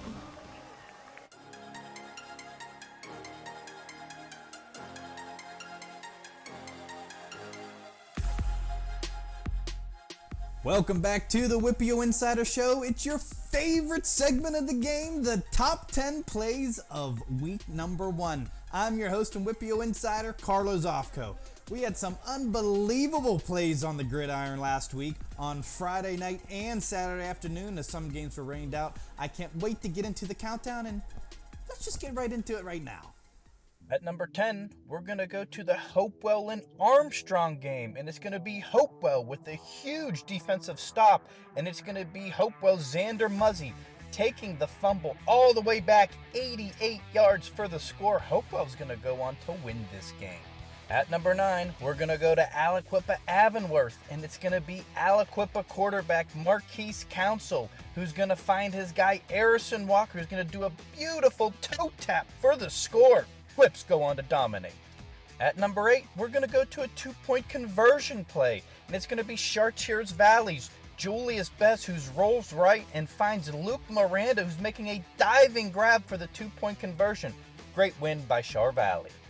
At number 7, it was all Upper St. Clair last Friday night, and this kid had a big reason why. Nico Diorazio, who's going to take the sweep, take it 65 yards, breaking tackles for the score. Big play for the Panthers. At number 6, it's going to be Armstrong's Jaden Oliver. It may have been all Bethel Park last week, but Jaden Oliver comes back with the top play, who's going to break 5 or 6 tackles before finding the end zone. The Riverhawks go on to fall, but Oliver gets the top play. At number 5, we're going to West Mifflin. It's going to be super sophomore Armin Hill, who's spinning all around Baldwin Whitehall. He had 6 scores last week, but this one was his prettiest one. At number 4, we're going to go to the McKeesport-Thomas Jefferson game, and it's going to be McKeesport cornerback Anthony Cromartie, who's going to pick off Luke Costco, going to break a couple of tackles, dodge, duck, dip, dive, and get out of there for the pick 6. The Tigers go on to fall, but Cromartie has the top play. At number 3, we're going to go to Amani Christian Academy. They had a huge 3A game versus Beaver, and Steven Van Der absolutely played his best. In this touchdown, he ran about 72 yards for a 38-yard score. It was well worth it. Saints go on to win. At number 2, North Hills had a big win last week, in big part due to John L. Edison, who absolutely leaves the defender's ankles in the dust as he takes the 29-yard pass for the score. At number 1, it's the top 10 play of the week, and it's going to be Penn State commit Alex Tash, who absolutely might have made the play of the season already. Tash absolutely dead the rights, breaks out of 4 different tackles, breaks out of a 5th down the line. The Wildcats go on to beat Latrobe. And that'll have it for your Whippio Insider Top 10 Plays of the Week. Tune in next week for the next batch of 10. Can't wait to see them. Back to you, Susie Cole. Thanks so much, Carlo. And, as always, we look forward to those, and we'll look forward to week 3's next week as well. It's even at 0 apiece here at Eagles Stadium between Steel City and South Park. We'll be back after this on KDKA Plus in the Shell Halftime Show. My audience can put in an order and Spreadshop does the printing and sends it to anywhere in the world. It's like magic. It costs nothing to set up, and there is no money out of my pocket. I set my own prices and make my profits after costs. I built my own brand, then started making money the first time I shared with my audience. Now all my followers are wearing my logo. Setting up your Spreadshop takes just a few seconds, and all our products are made in-house. You can trust your brand is in good hands. Start your own merch store today at Spreadshop.com. Around here in the fall, harvest moons, cool crisp evenings, and on Friday nights, legends come alive in Pittsburgh. WPIAL High School Football. Allegiant Community Federal Credit Union is a proud sponsor of the Steel City Game of the Week. Allegiant salutes the players, the fans, the cheerleaders, and the parents. Allegiant Community Federal Credit Union. 6 locations and a sponsor of this WPIAL High School Football broadcast. Trout Plumbing is a registered and insured master plumber that services the South Hills. They offer a variety of services, including camera inspections and dye testing. Trout Plumbing also offers a veteran and senior citizen discount. When in doubt, call the Trout at 412-983-8106.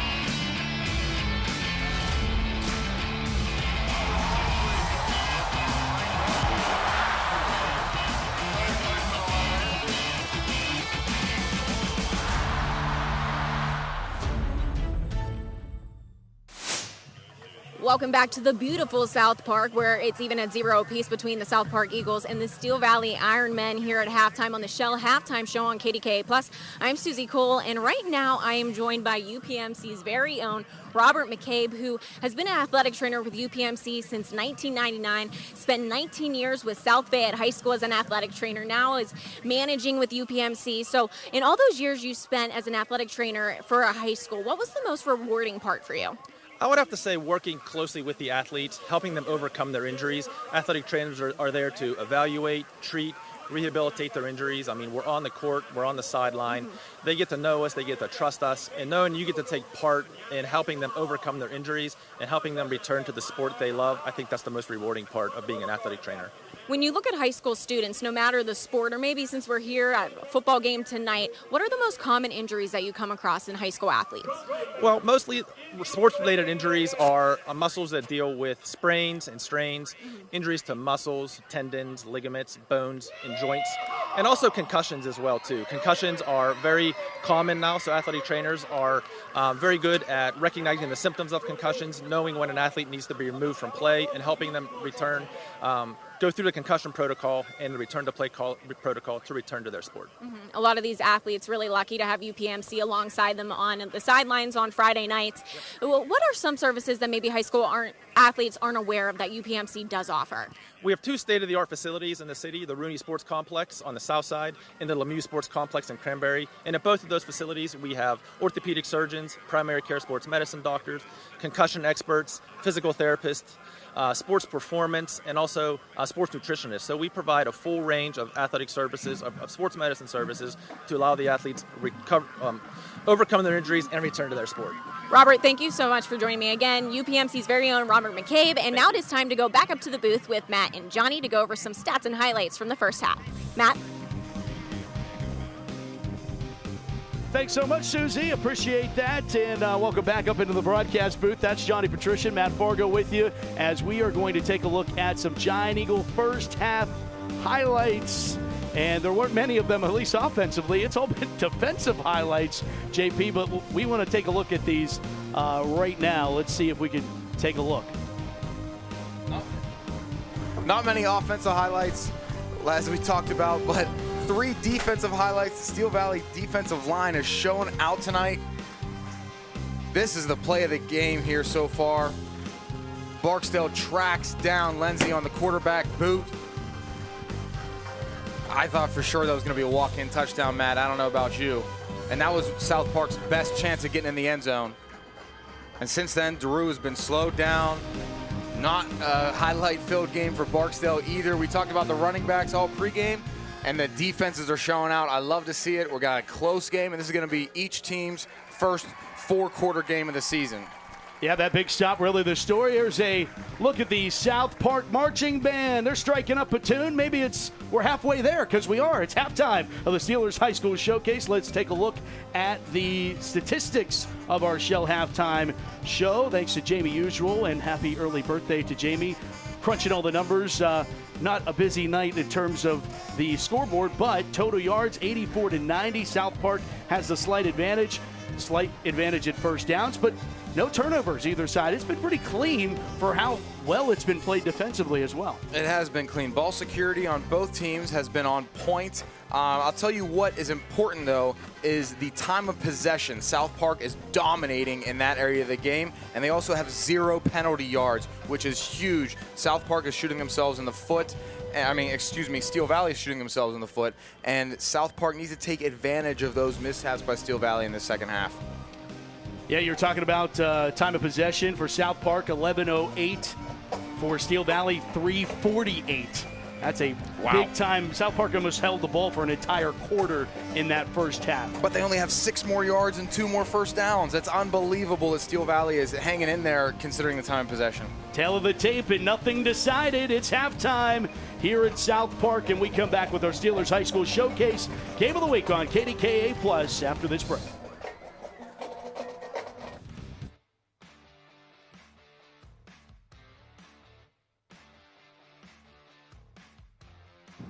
Spelling bee? Sing in front of the old school.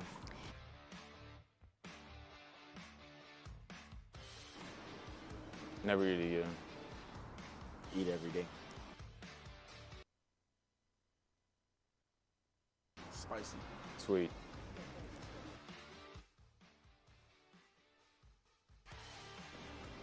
Trumpet. Trombone. The flu.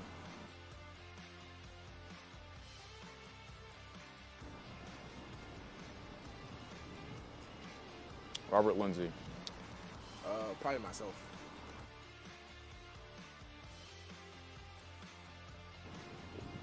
Me. Me.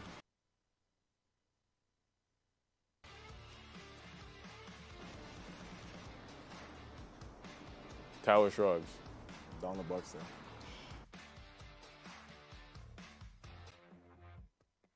I'd rather teach a class. Had my parents teach one of my classes. Prom king. Valedictorian. Chipotle. Chipotle. 100%.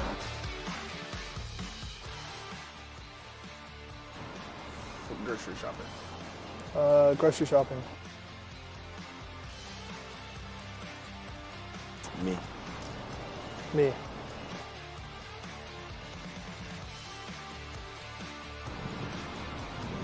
I would probably say Davion Taylor.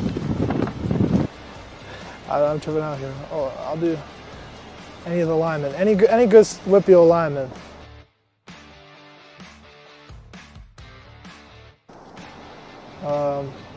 I'll never use my favorite app.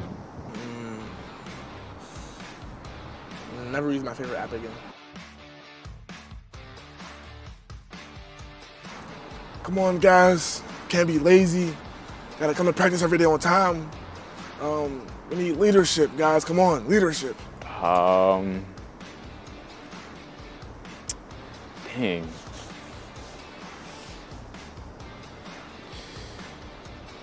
I don't think I can right now, to be honest. Welcome to the Steelers High School Football Showcase. We got an interesting matchup this week. South Park versus Steel Valley. It's going to be a good one, folks. What's up, guys? We're here at the Steelers High School Showcase Game of the Week on KDKA Plus. And today we should have a good matchup between Steel Valley and whoever wants to beat us.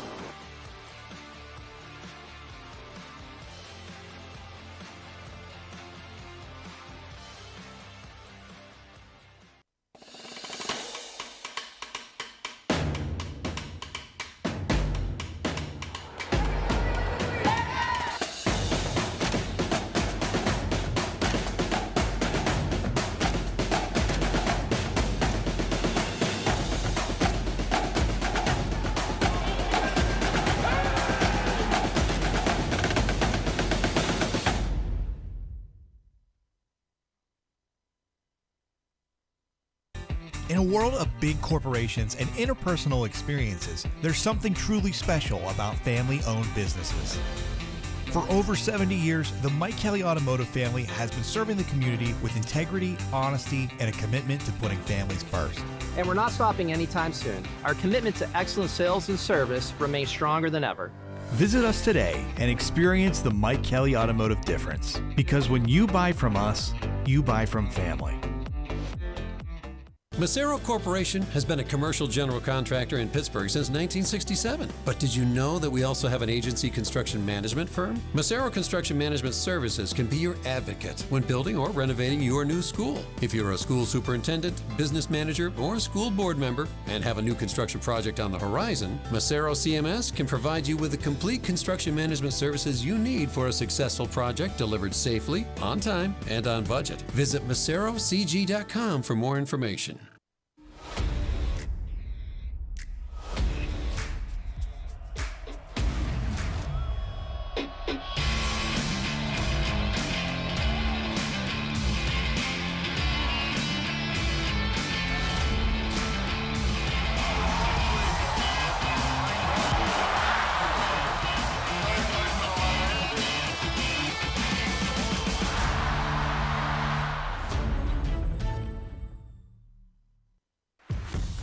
This Saturday, tune in to KDKA Plus for PAC D3 college football as the St. Vincent Bearcats face the Allegheny Gators in Meadville, Pennsylvania. Saturday at 1 p.m. only on KDKA Plus. Craving the best burgers in town? Welcome to Moonlit Burgers, voted Best Burger 2024. From classic smash burgers and chicken sandwiches to salads and Millie's soft serve and shakes, we've got something for everyone. Enjoy our refreshing selection of local drafts, cocktails, and boozy shakes at the bar. Experience the magic of Moonlit Burgers, where flavor meets fun. Locally owned and operated, proudly serving the Pittsburgh community. Macero Corporation has been a commercial general contractor in Pittsburgh since 1967. But did you know that we also have an agency construction management firm? Macero Construction Management Services can be your advocate when building or renovating your new school. If you're a school superintendent, business manager, or a school board member and have a new construction project on the horizon, Macero CMS can provide you with the complete construction management services you need for a successful project delivered safely, on time, and on budget. Visit MaceroCG.com for more information. By the time this Steelers fan is finished drinking his Pepsi, you'll be 15 seconds closer to game time. Steelers watching. Better with Pepsi.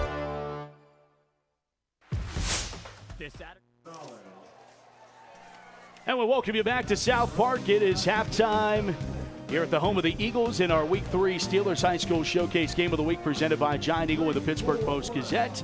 No score between the Eagles and the Ironmen, but there are scores from around the WPIAL. Let's take a look. How about Elwood City leads Mohawk? Elwood City with a big win over Neshannock last week. Their first win against Neshannock since 2005. Dan Bradley has the Wolverines looking good. That's a 2A battle. It's teams that they're interested in here at South Park and Steel Valley. Aliquippa leads March just 15-8. That's a game to keep an eye out. How about West Allegheny? They don't have an official game on their schedule yet.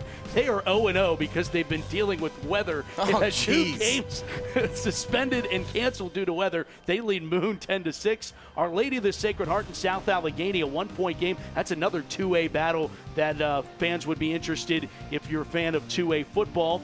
McKeesport up on Bell Vernon. McKeesport had the toughest start to their season. Their schedule was so tough. They lost in overtime last week to Thomas Jefferson, and they're trying to get their first win, and it would be an impressive one if they get it done against the Leps.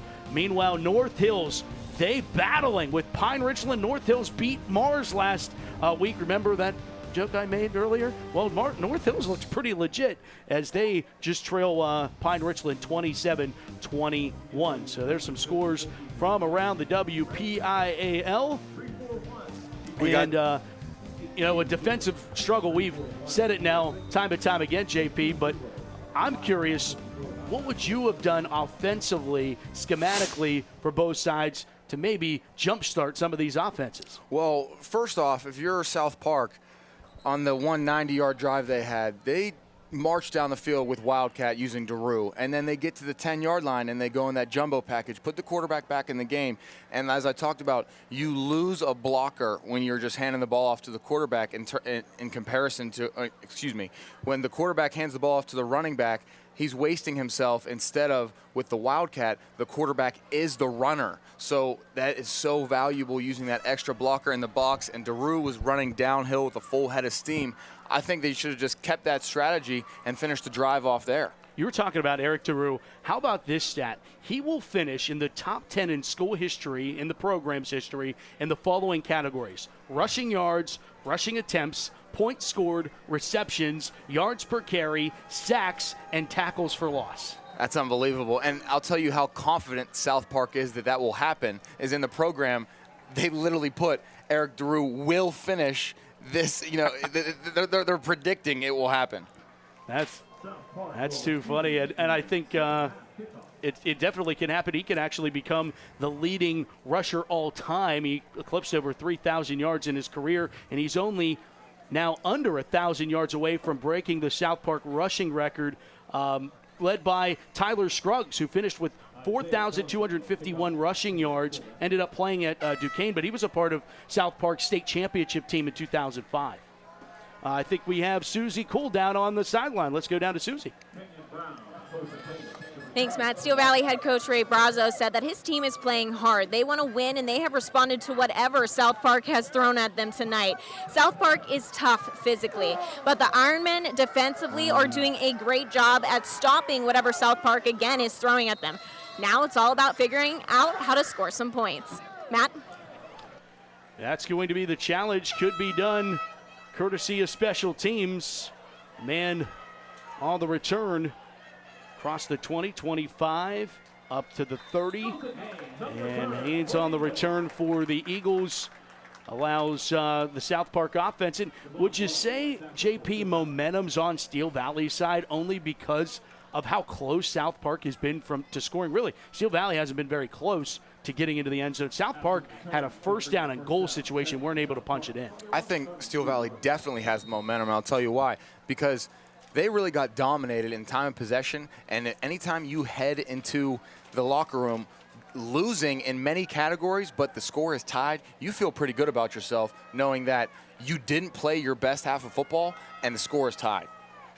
And South Park definitely has a sour taste in their mouth, having the opposite end of that spectrum. They hand it off, giving it to Kenyon Brown, and he gets stacked up. Ironman defense still leaving off, starting where they left off here in this second half. Well, that's a formation and a play that we did not see in the first half from South Park. They start with Johnson and Daru in the backfield there. A little cross-buck action.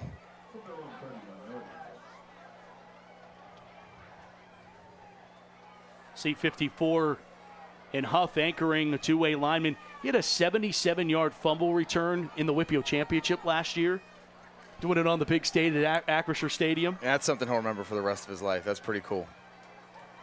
Wildcat formation, meanwhile, for South Park. And Daru ends up handing it off. And a hard run here, a physical run. And ball comes out late, but they will rule that Brown was down. Steel Valley is switching up their looks here on their fronts between an odd man front and an even man front. and it's giving South Park's experienced O-line some confusion, which is something that we haven't seen much from them. We talked about how their veteran, experienced offensive line is really the bread and butter of their team. Yeah, and Coach Brian Abbey was pretty candid with the fact of, like, you got to keep these guys healthy, because if one goes down, it's not plugging somebody in. It's moving guys around to have the right formula again. Daru on the play action out of the Wildcat gets tripped up by Barksdale. Daru gets to the 42-yard line. Matt, I'm going to tell you how much Steel Valley respects or fears South Park's passing offense. They don't at all, because their linebackers are literally lining up at 2 yards off the ball. They are right behind the defensive line, knowing that the run is coming. And neither team has put the ball in the air much tonight.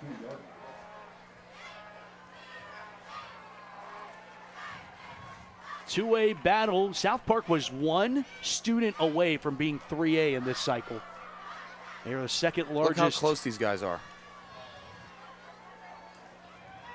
Daru finds his way forward, even with the packed-in defensive front, finds his way to the 48. Great block by Wyatt Markovich coming downhill.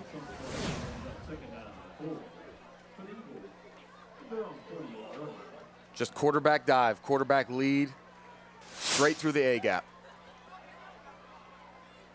That's as simple as a play you can get. You can really draw that one in the sand. And South Park doing what they did in the first half, control the ball. I mean, the defense for Steel Valley's been out there much of this ball game to this point. Second down, left side, Daru, about a yard short. Matt, I can't believe, I didn't notice that in the first half. I think that had to be a halftime adjustment for Steel Valley, telling their linebackers to cheat up, and they're on the heels of their defensive line. This is basically like an inside run period for a high school football practice. Good line on that tackle. Now it's 3rd down and 1. I mean, even despite the fact the linebackers playing so close up there, South Park's still getting positive gains. Yes. Nice aerial shot. Aerial coverage brought to you tonight by GBU Life. Okay. Protect what matters now. I expect this guy to run straight forward, Wyatt Markovich, and lead block for Daru going downhill. Quarterback lead. Look at everyone packed on the line on this 3rd and 1. And there it is. Daru gets the first down. First down, South Park, and well done, Coach Patricia. Well, I can't take, full credit for that. It was a little predictable. We've seen it once or twice this drive. First down for the Eagles from the 43-yard line. And you know what they say, if it ain't broke, don't fix it. Keep going until Steel Valley stops it. This time it's Lindsey. And Lindsey carries forward for an Eagle first down to the 32-yard line.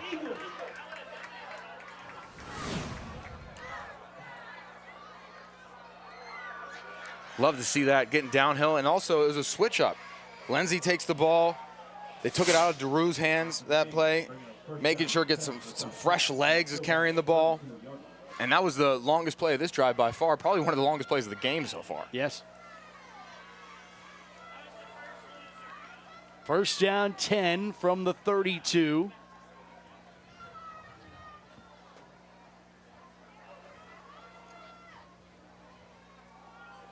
Yeah, maybe a false start there from the fullback. You had called that earlier, JP, a step ahead of the snap, but not caught by the officials. Daru carries forward and picks up 4 on first down. Definitely a little pre-snap movement there. I've noticed it a few times, but it looks like the refs are letting that play tonight. Under 7 minutes to play in the third quarter. Steel Valley still hasn't touched the ball offensively in this quarter. This is a statement drive. This is how you impose your will, but we've seen this in the first quarter, so South Park needs to finish this drive and take command of this game.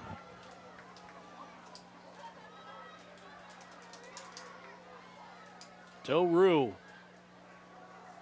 Hands it off left side to Brown, and Brown sneaks away, and he's right at the first down sticks. Another Kelly Automotive first down. Knocking on the door of the red zone. They're just chipping away, and really, there's no big plays. It's just 6 yards, 4 yards, 4 yards, and then you had the 15-yarder. You know, you're just chipping away. That is taxing on a defense. I'm sure those two big defensive tackles for Steel Valley are huffing and puffing right now.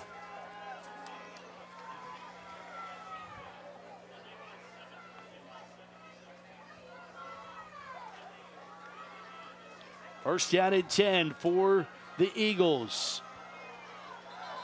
Stacked up whistles blow it dead, or did they blow progress dead? Lindsey was stacked up. Mr. Huff on the scene.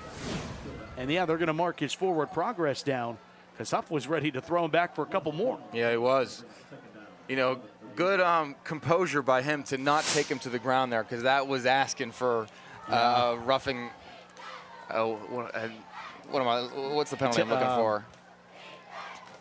It's a personal foul. Personal foul. It would be 15 yards, but unnecessary roughness. Unnecessary roughness. There we go. Jeez, oh man. You had me perplexed on that one. Second down and 11 at the 23. Handed off to Doru, and Doru was slow, and then he used a second effort. And it's now inside the Allegiant Community Federal Credit Union red zone. Third down coming up. That's got to be the longest red zone name there is.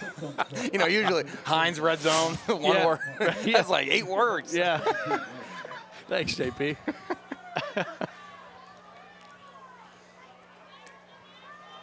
Well, let's see if they can cash in the Allegiant Community Federal Credit Union red zone. Jeez. I love it. I love it. Good marketing. Third down 5. And stuttering is Doru, and into the bear hug tackle of Steel Valley's Kylie Goodwine. The sophomore's been on the scene as the linebacker comes up, makes a big tackle. And now once again, South Park faced inside the red zone with a 4th down and short. They didn't kick it the first time, Matt, so I anticipate. Oh, let's see, they're making some substitutions, but I don't think it's the field goal unit. Doesn't look like it, but keep an eye. Kenyon Brown, their kind of second do-it-all guy next to Doru on the sideline for this 4th down and 3. Everybody packed in. 19's going to go in motion. Doru dives, and the spot looks short. It is Steel Valley. A steel curtain stop one more time. The Ironmen deny the Eagles a second time. We'll come back with Steel Valley's offense with the football for the first time in the second half on KDKA+. At Loewe, we understand the power of personalization. From hats to water bottles, our expert services include screen printing, embroidery, and a variety of promotional items. We also specialize in team sports gear. What truly sets Loewe apart is our dedicated design team, including our talented on-staff graphic designers and exponential customer service. Choose Loewe to make a lasting impression on and off the field.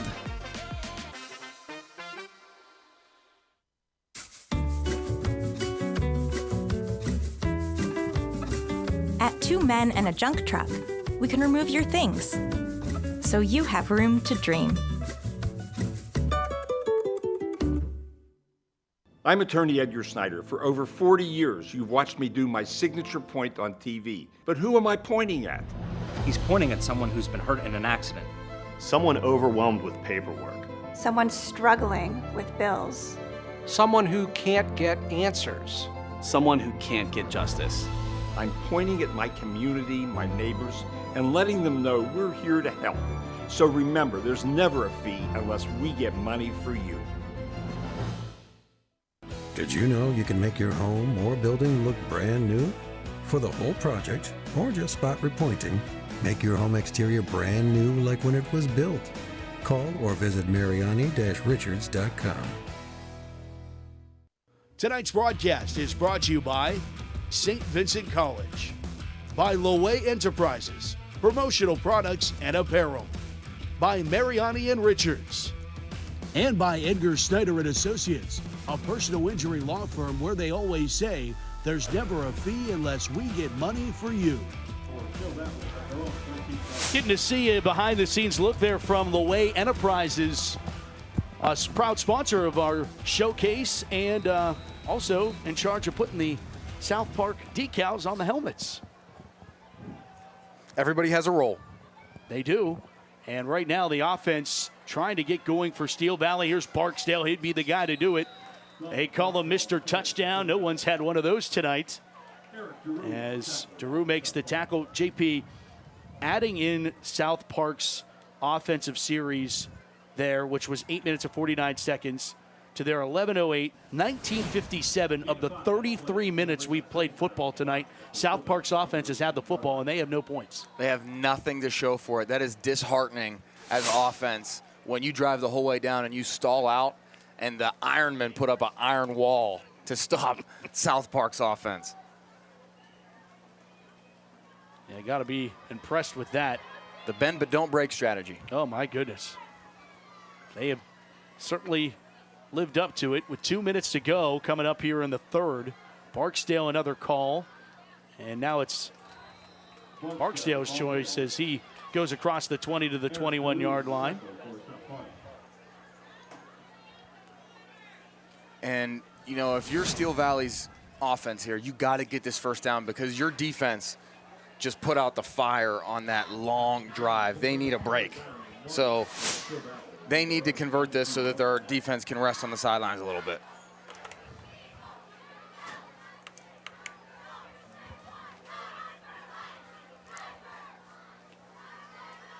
Third and 1. From the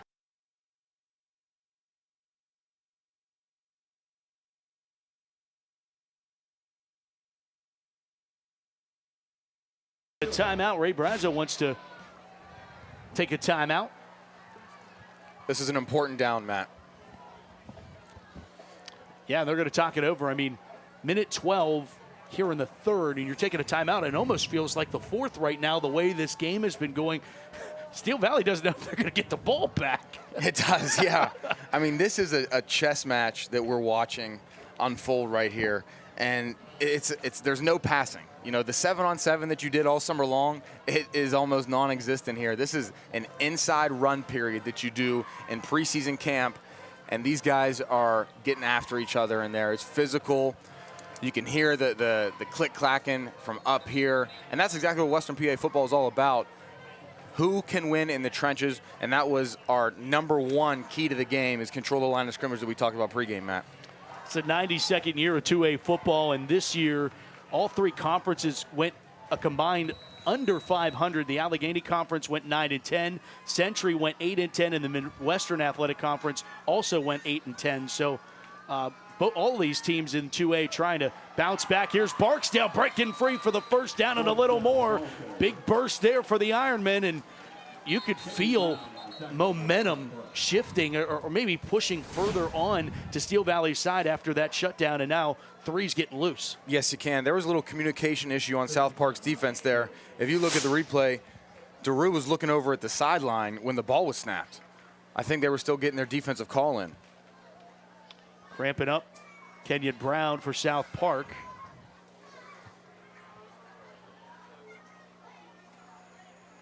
They are pulling him up.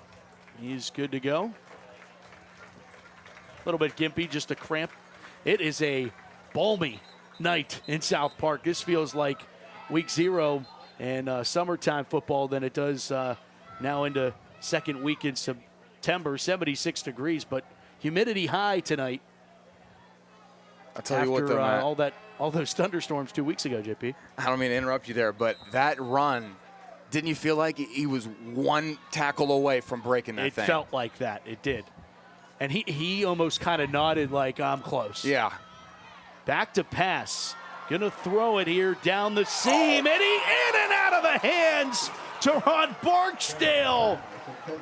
Not many opportunities in the air, but Ironman had one there. I'd love to break that down. South Park was in a typical cover 3 there. And what is the weakness in the cover 3 defense is the seams. And that's exactly what Steel Valley did. They had 4 verticals, and that slot receiver was open down the seam. So there's 3 defenders deep here and all in the deep thirds. And this is the weakness of the defense right here in the seams, because this free safety is viewing the eyes of the quarterback here. And if this quarterback looks him off to the left, then this receiver is going to be wide open.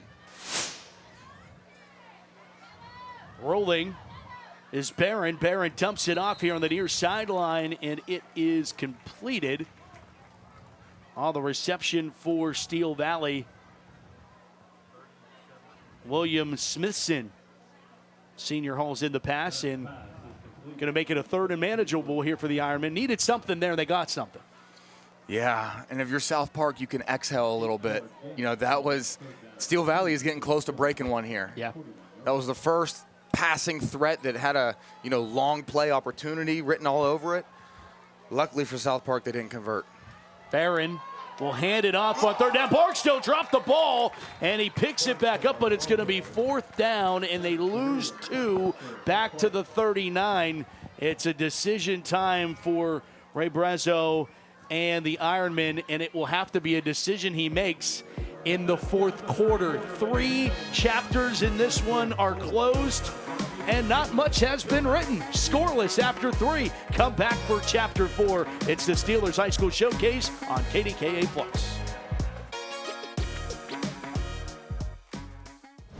This Friday, the Steelers High School Showcase Game of the Week, presented by Giant Eagle and the Pittsburgh Post-Gazette, features the Aliquippa Quips taking on the Penn Hills Indians. Friday night at 7 on KDKA+.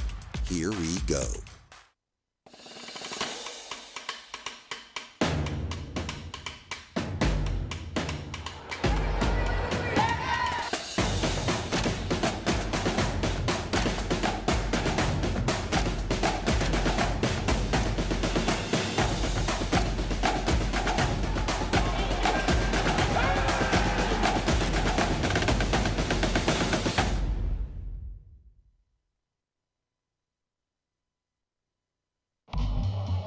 You know what's brilliant? Boring. Think about it. Boring is the unsung catalyst for bold. What straps bold to a rocket and hurtles it into space? Boring does. Boring makes vacations happen. Early retirement's possible. And startups start up. Because it's smart, dependable, and steady. All words you want from your bank. For nearly 160 years, PNC Bank has been brilliantly boring, so you can be happily fulfilled. Which is pretty unboring if you think about it. As someone who disrupts plans for a living, I can't say enough about the importance of life insurance. Sometimes you can see the end zone right ahead of you, you can have a clear shot, then bam, it's Cam. A policy from GBU Life can let you focus more on getting out from under what life throws at you and worry less about protecting the life you are working hard to build. You can get a policy with GBU Life that is affordable to you now and build on it for the future with their guaranteed purchase option rider. Get started protecting the life you are building today at gbu.org. Quiet on set? No way. This is Jake's time to shine, and Ryan's, and our crew. Cameras, check. Drones, check. Checking that shot we just checked? Double check. We ain't got time to chill. We're out here capturing this action. This is when we get to work, to bring you every moment live, no matter what. Broadcasting changes everything. Transform how you experience the game with JRM Video Production. It's Potomac Furniture's 75th anniversary sale. Celebrate our birthday with 40, 50, and 60% savings. Stop in today, Route 19 in McMurray, or visit PotomacFurniture.com. Furniture of distinction at a price you can afford. Tonight's broadcast is brought to you in part by Potomac Furniture Company, by Shell, by Moonlit Burgers, by Allegheny College. What are you capable of? Fourth quarter action from South Park. And it starts with a punt. Steel Valley elects to punt this one away, and this is going to take a tremendous roll. What a field-flipping play there for the Ironmen, as South Park will have to start on their own 12 to start this fourth quarter. But time of possession, JP, in that now total time of possession, South Park has 20 minutes and 6 seconds, and Steel Valley has 5:59. They have 5 minutes. Oh, my gosh. Well, that was a great punt right there. There was a spiral on that thing, and he outkicked his coverage. I think Brown wishes that he could have picked that one up because he had time to mess around with it. Hey, follow the Steelers Youth Football and JRM Sports on X, Instagram, and YouTube for exclusive content, real-time highlights, and on-demand broadcasts, all on our social media channels. Follow us. We'll appreciate the follow. Doru gets the call, and Doru breaks free. Doru a first down to the 30-yard line, one of the biggest plays of the night. Well, for those people that don't enjoy a defensive game, it's time to wake up because things are heating up here. We've had some of the longest and most exciting plays of the game in the last 4 or 5 plays. Somebody's going to break one here sooner or later. I think what's happening, Matt, is these defenses are getting worn down. Steel Valley's defense has been on the field almost the entire game. Correct. Crazy time of possession. And the Eagles are going to start this quarter with it. I mean, it's unprecedented, as Daru might have got the turf monster there, and he's slow to get up, but is able to get up. You know, Matt, in this game, it might be the first team that scores might win the game. No, I think that is not a far-fetched idea. There's not going to be much time left when the other team gets the ball, and neither of these teams can throw the ball downfield consistently.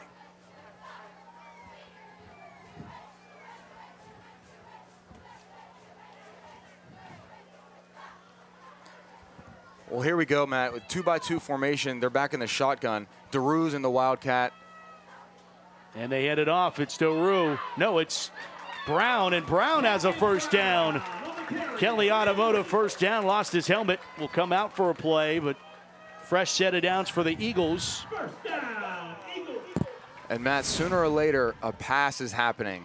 South Park is just lulling this defense to sleep, and everybody is expecting a run. And these corners and safeties out on islands down here, they're getting sleepy. They're bored, and sooner or later, it's going to be a pass before they know it. And it's a fresh set of downs for the Eagles. South Park trying to put something together. They have put some impressive, methodical drives. They've just stalled inside opponents' territory. Here comes Steel Valley bringing the house, and Daru lowers his shoulder. He wins that battle. Picks up 7 on first down. That is just quarterback lead. Fullback running right down Main Street there. And that is a big-time collision between the fullback and the middle linebacker, and everybody in the stadium knows that's coming. Yeah, how about Cunningham with the pancake behind the scenes there?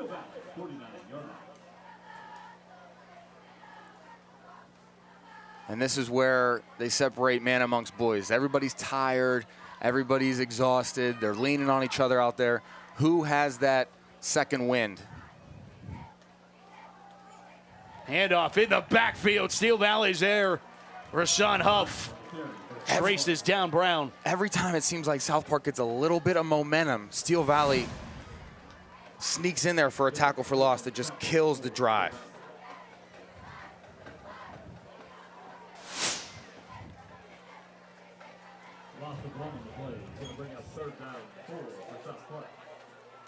Now, a crucial third down here, Matt, because you are in fourth down territory.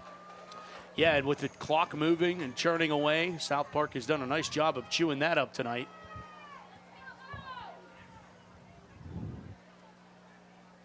I'm guessing it'll be quarterback lead. I think Steel Valley drawn off. Yep, Steel Valley jumps. That's going to give South Park a first down. And that's what we talked about at halftime, Matt. Those penalties have really hurt Steel Valley. South Park has been much more disciplined and played a cleaner game. They've really dominated in every facet of the game except for the scoreboard. Fourth down conversions. Yeah. Yeah, fourth down conversions, right.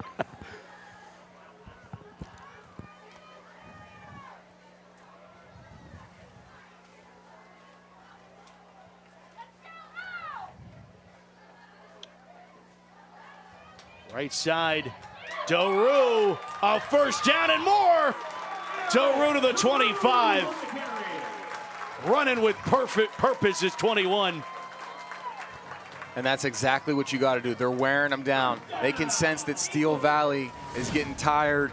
There's only so many times you can defend quarterback lead. Number 4 for Steel Valley, Isaiah Johnson, he is defending that fullback head on every single play. That gets tiring. You ran a few quarterback leads in your day. Yes, Wildcats, the best yeah. formation in football. I had a feeling you'd say that. First and 10 from the 25. Doru one more time. And man, he seems like he's a back that enjoys contact. No doubt about it. I mean, look at him. He's almost bigger than everybody on the field. I mean, he is running downhill, and there is no juking, no dancing. He is just running straight. And I think South Park's game plan is take us to the promised land. They're telling Daru, we're putting the game in your hands, and you need to get in the end zone.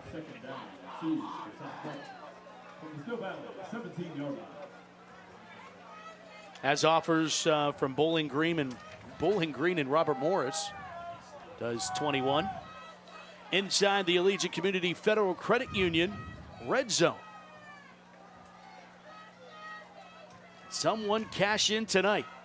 Low snap handled and then pushed forward and then slung backwards. Huff throws them back. Oh. Ball. Yeah. Ball security there, right? Ball security. Because this has been the theme of the whole game. South Park has had no trouble driving between the 20s. And then once they get to the longest red zone name of all time, they stall out.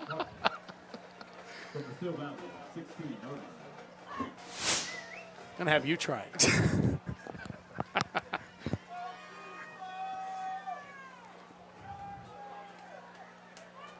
Third down 1. Here's that formation again, JP. Lindsey under center. Hands it off to Doru, and Doru gets just enough to reset the down markers. Don't forget, they still have that naked boot in their back pocket, too. That we both thought was going to work last time they were in the red zone in the first half.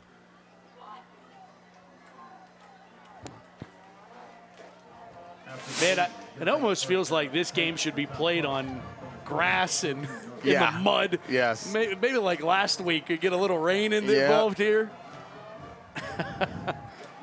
Old school football tonight. Yeah, every single thing is happening inside the box. I mean, these corners and receivers out there, they got to be bored. Off the right side, Doru tries to sidestep and flags come flying in. Nice play there by Deron Barksdale. And we'll check with the official on the penalty. And it's holding on South Park. And South Park has not been penalized much tonight at all. But that comes at a timely moment. And here we go again. They're stalling out, going backwards when it matters most. 10-yard penalty is going to bring up first down and 20 for the Eagles from the Steel Valley 24-yard line.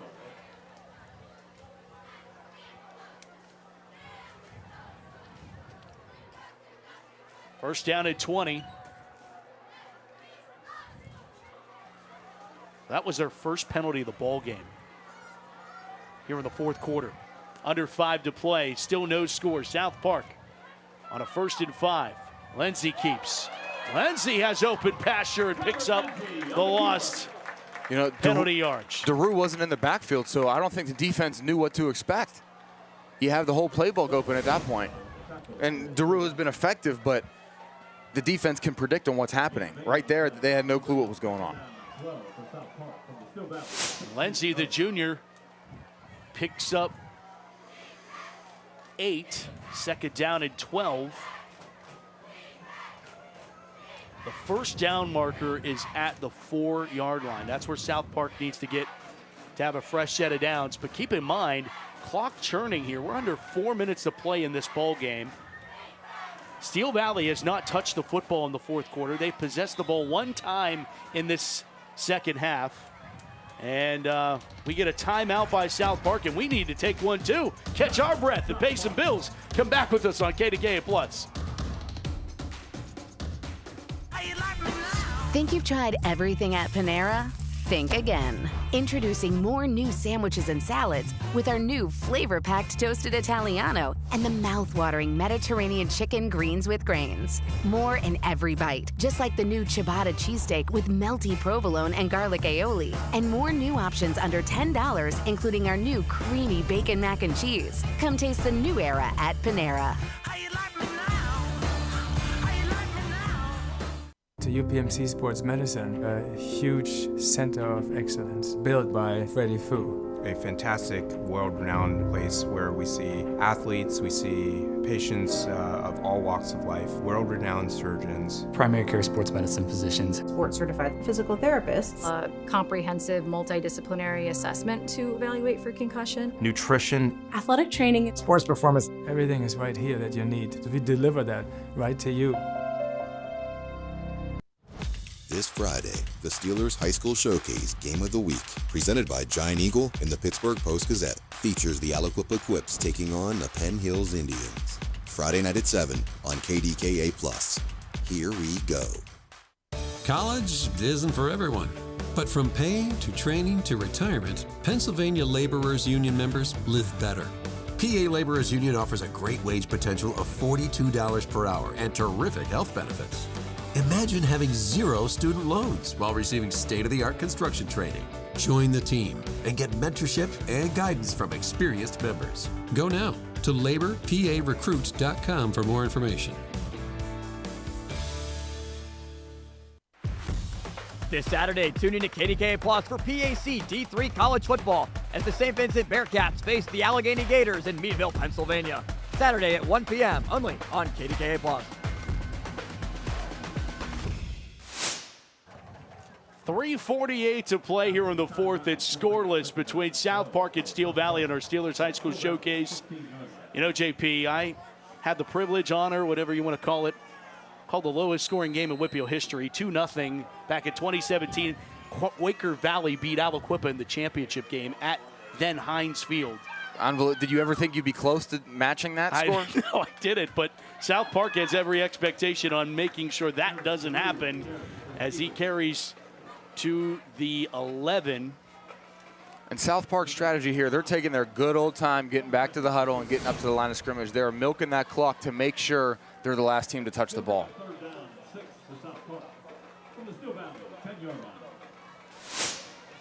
But, Matt, if you think about it, the score is 0-0. Both teams have 2 timeouts. There's almost 3 minutes to play.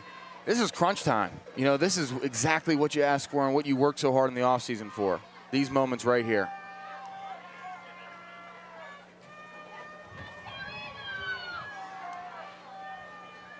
Third and 6, ball at the 10. Doru takes it off the left side, and he's pulled down about 2 yards shy of the first down. So this will be another interesting decision. It's 4th down again, JP. Does Steel Valley have another one of these in their pocket? They're calling a timeout. Timeout, Steel Valley.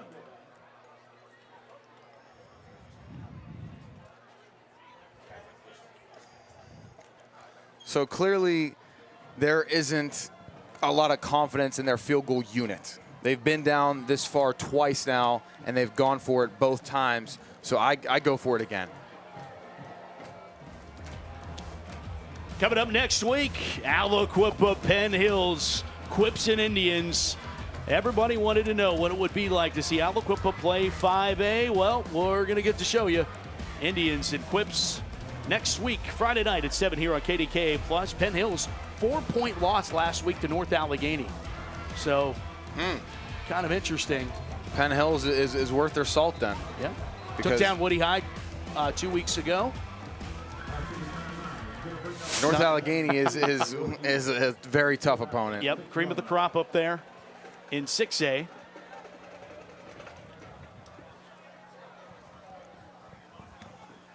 Fourth down 2. South Park has been stopped in this situation twice by Steel Valley. Do the Ironmen have another shutdown in them here today? Lindsay. 19's going to go in motion, and it's going to be a dive. Under center. Oh! Did they get him to jump? No! Yes, they did. South Park says, we don't need to run a play. We're just going to get the Ironmen to jump off sides. Oh, the oldest trick in the book. Oh yeah. Boy. Hard to believe that it could come down to that play right there. So for that timeout, you know, everybody was saying, don't jump, we're going on 2. And they held their water. So it's 1st and goal for the Eagles. Lindsay under center. There's the motion, there's the lead. Daru fighting down to the 1. And we'll stay scoreless for at least another play. Run it again. Just reload it.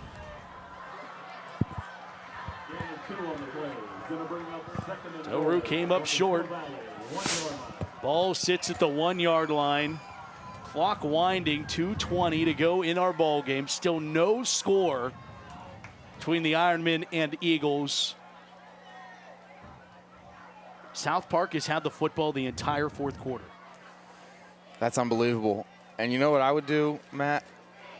Most people would disagree with this, but I was going to say, in order to milk the clock the whole way down, take a knee here on 2nd down, and then you have 2 downs to do it on 3rd or 4th down. Well, they're a little bit in your favor there. They took the play clock all the way down and then called a timeout. So they are thinking about the clock there. We're going to take a timeout as well. 1:54 to play. Scoreless. Can South Park punch it in? Find out when we come back on KDK Plus. Around here in the fall, harvest moons, cool, crisp evenings, and on Friday nights, legends come alive in Pittsburgh. WPIAL High School Football. Allegiant Community Federal Credit Union is a proud sponsor of the Steel City Game of the Week. Allegiant salutes the players, the fans, the cheerleaders, and the parents. Allegiant Community Federal Credit Union. 6 locations and a sponsor of this WPIAL High School Football broadcast. It's Potomac Furniture's 75th anniversary sale. Celebrate our birthday with 40, 50, and 60% savings. Stop in today, Route 19 in McMurray, or visit PotomacFurniture.com. Furniture of distinction at a price you can afford. It's more than a piano. It's music lessons, birthday parties, and countless family memories. Now safely tucked away, awaiting Nana's new home.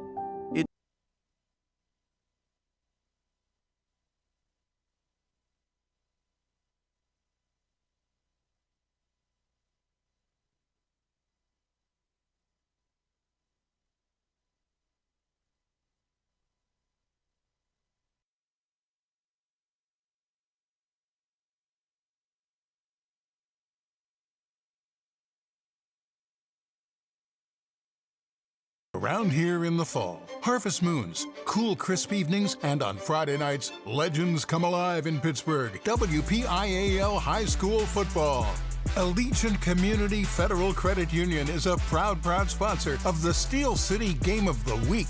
Allegiant salutes the players, the fans, the cheerleaders, and the parents. Allegiant Community Federal Credit Union. 6 locations and a sponsor of this WPIAL High School Football broadcast. 2nd down and goal for Steel Valley in a scoreless ball game here in the 4th quarter, under 2 minutes to go. Lindsay under center. Motion man. Give it off to Daru, and Daru is down, still short of the goal line. It's 3rd and goal. And this has been an unbelievable effort by Steel Valley. They have shut South Park down time and time again. Twice they have not converted on 4th downs and shorts. that have turned the ball over. That's what's kept this game scoreless if you're just tuning in. Most of the fans here are getting on their feet. Everybody's standing up. Me and you were standing up, Matt. This is the play of the game. Everything comes down to this. Or fourth down.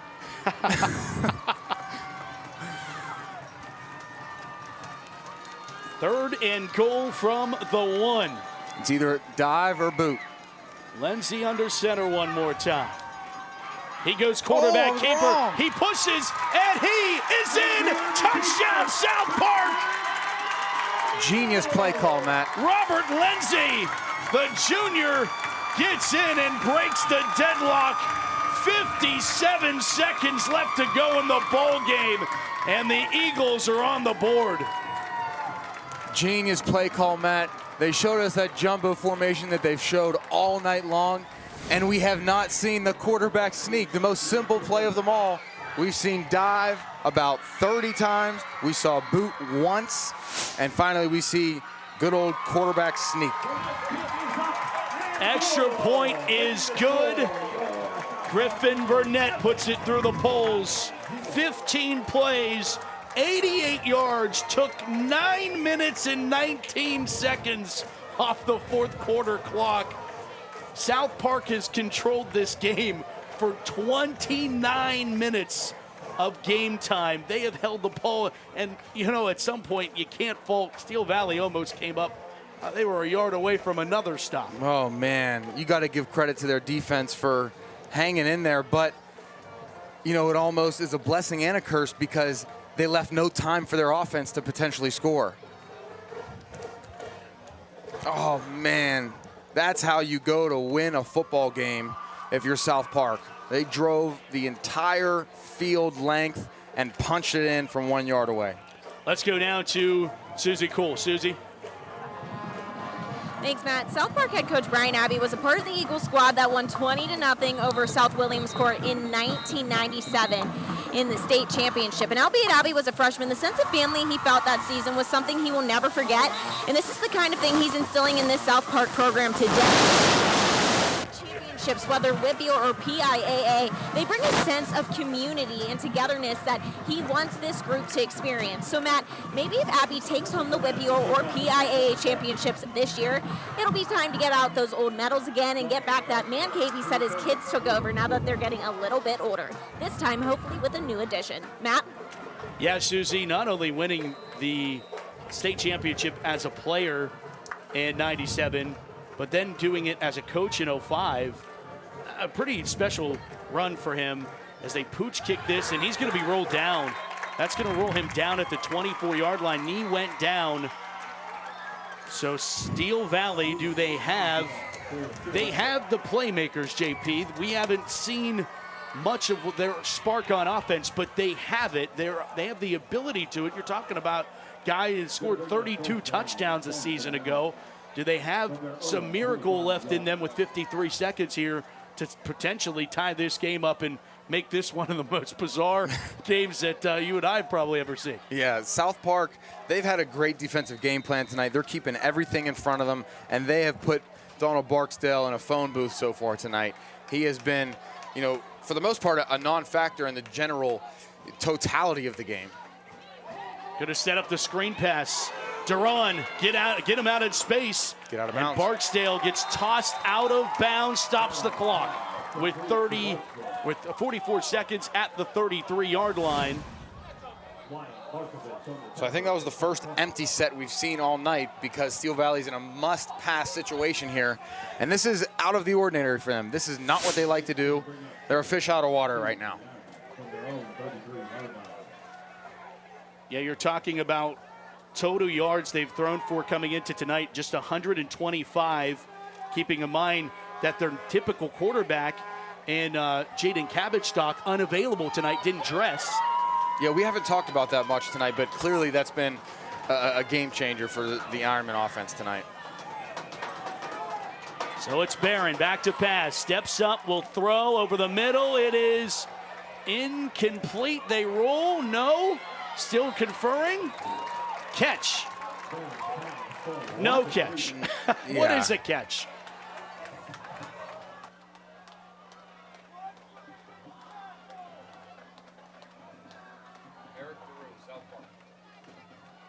So this is going to be an incomplete pass. They roll 3rd down and 2, 35 seconds left.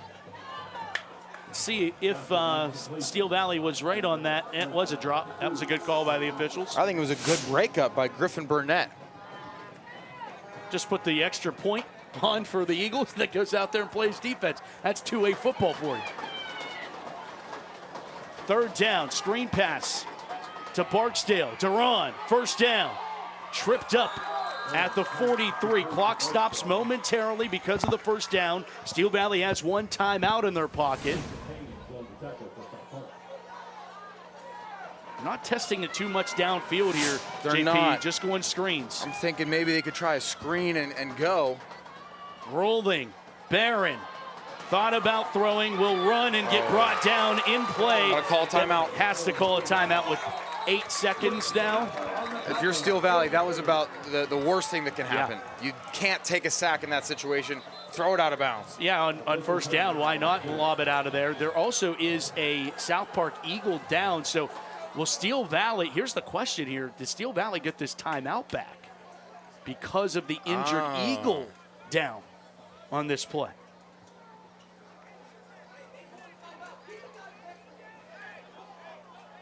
So Steel Valley takes the timeout, so it is charged to them.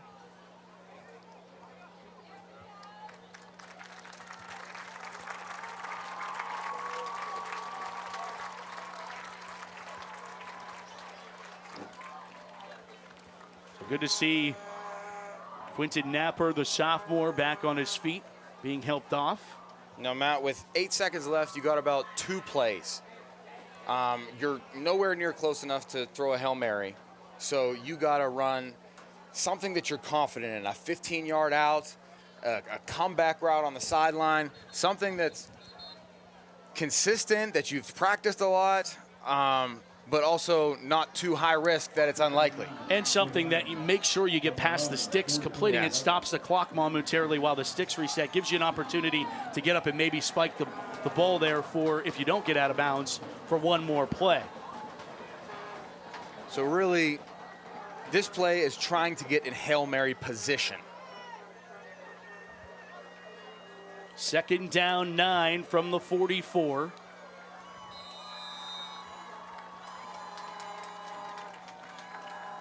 Empty set. Barron back to pass. He's just going to throw this one up, and it is going to be intercepted, and South Park will seal it. Picked off by Kenyon Brown. The senior seals the deal. 000s, and South Park survives. Holds off Steel Valley 7-0 in a defensive thriller. But the Eagles move to 1-0 in conference play, and a hard-fought battle here tonight. Well, that was a 4-quarter game. We talked at the beginning of the game, Matt, that neither of these teams have been in a 4-quarter game. I don't know if you can hear me. The fire trucks are going off, going crazy down there. The atmosphere is wild here at South Park Stadium, but those 2 teams are going to be sore tomorrow. That was a physical game, as physical as you'll see in a high school game. Very little plays, very few plays out on the perimeter, not much done in space in the passing game. That was all downhill, counter, power, lead, old smash mouth Western PA football. That's what we saw here tonight. Eagles get it done over the Ironmen, and now they'll look ahead to South Allegheny. They'll go on the road to take on the Gladiators, who were in a pretty tight battle with Our Lady of the Sacred Heart tonight. They were undefeated for the first time since the 70s. How about the Gladiators? Shout out to them. And Ironmen, meanwhile, they'll look ahead to hosting Waynesburg Central next week at home. It's time now for the Macero Construction Player of the Game, and Susie Cole has him.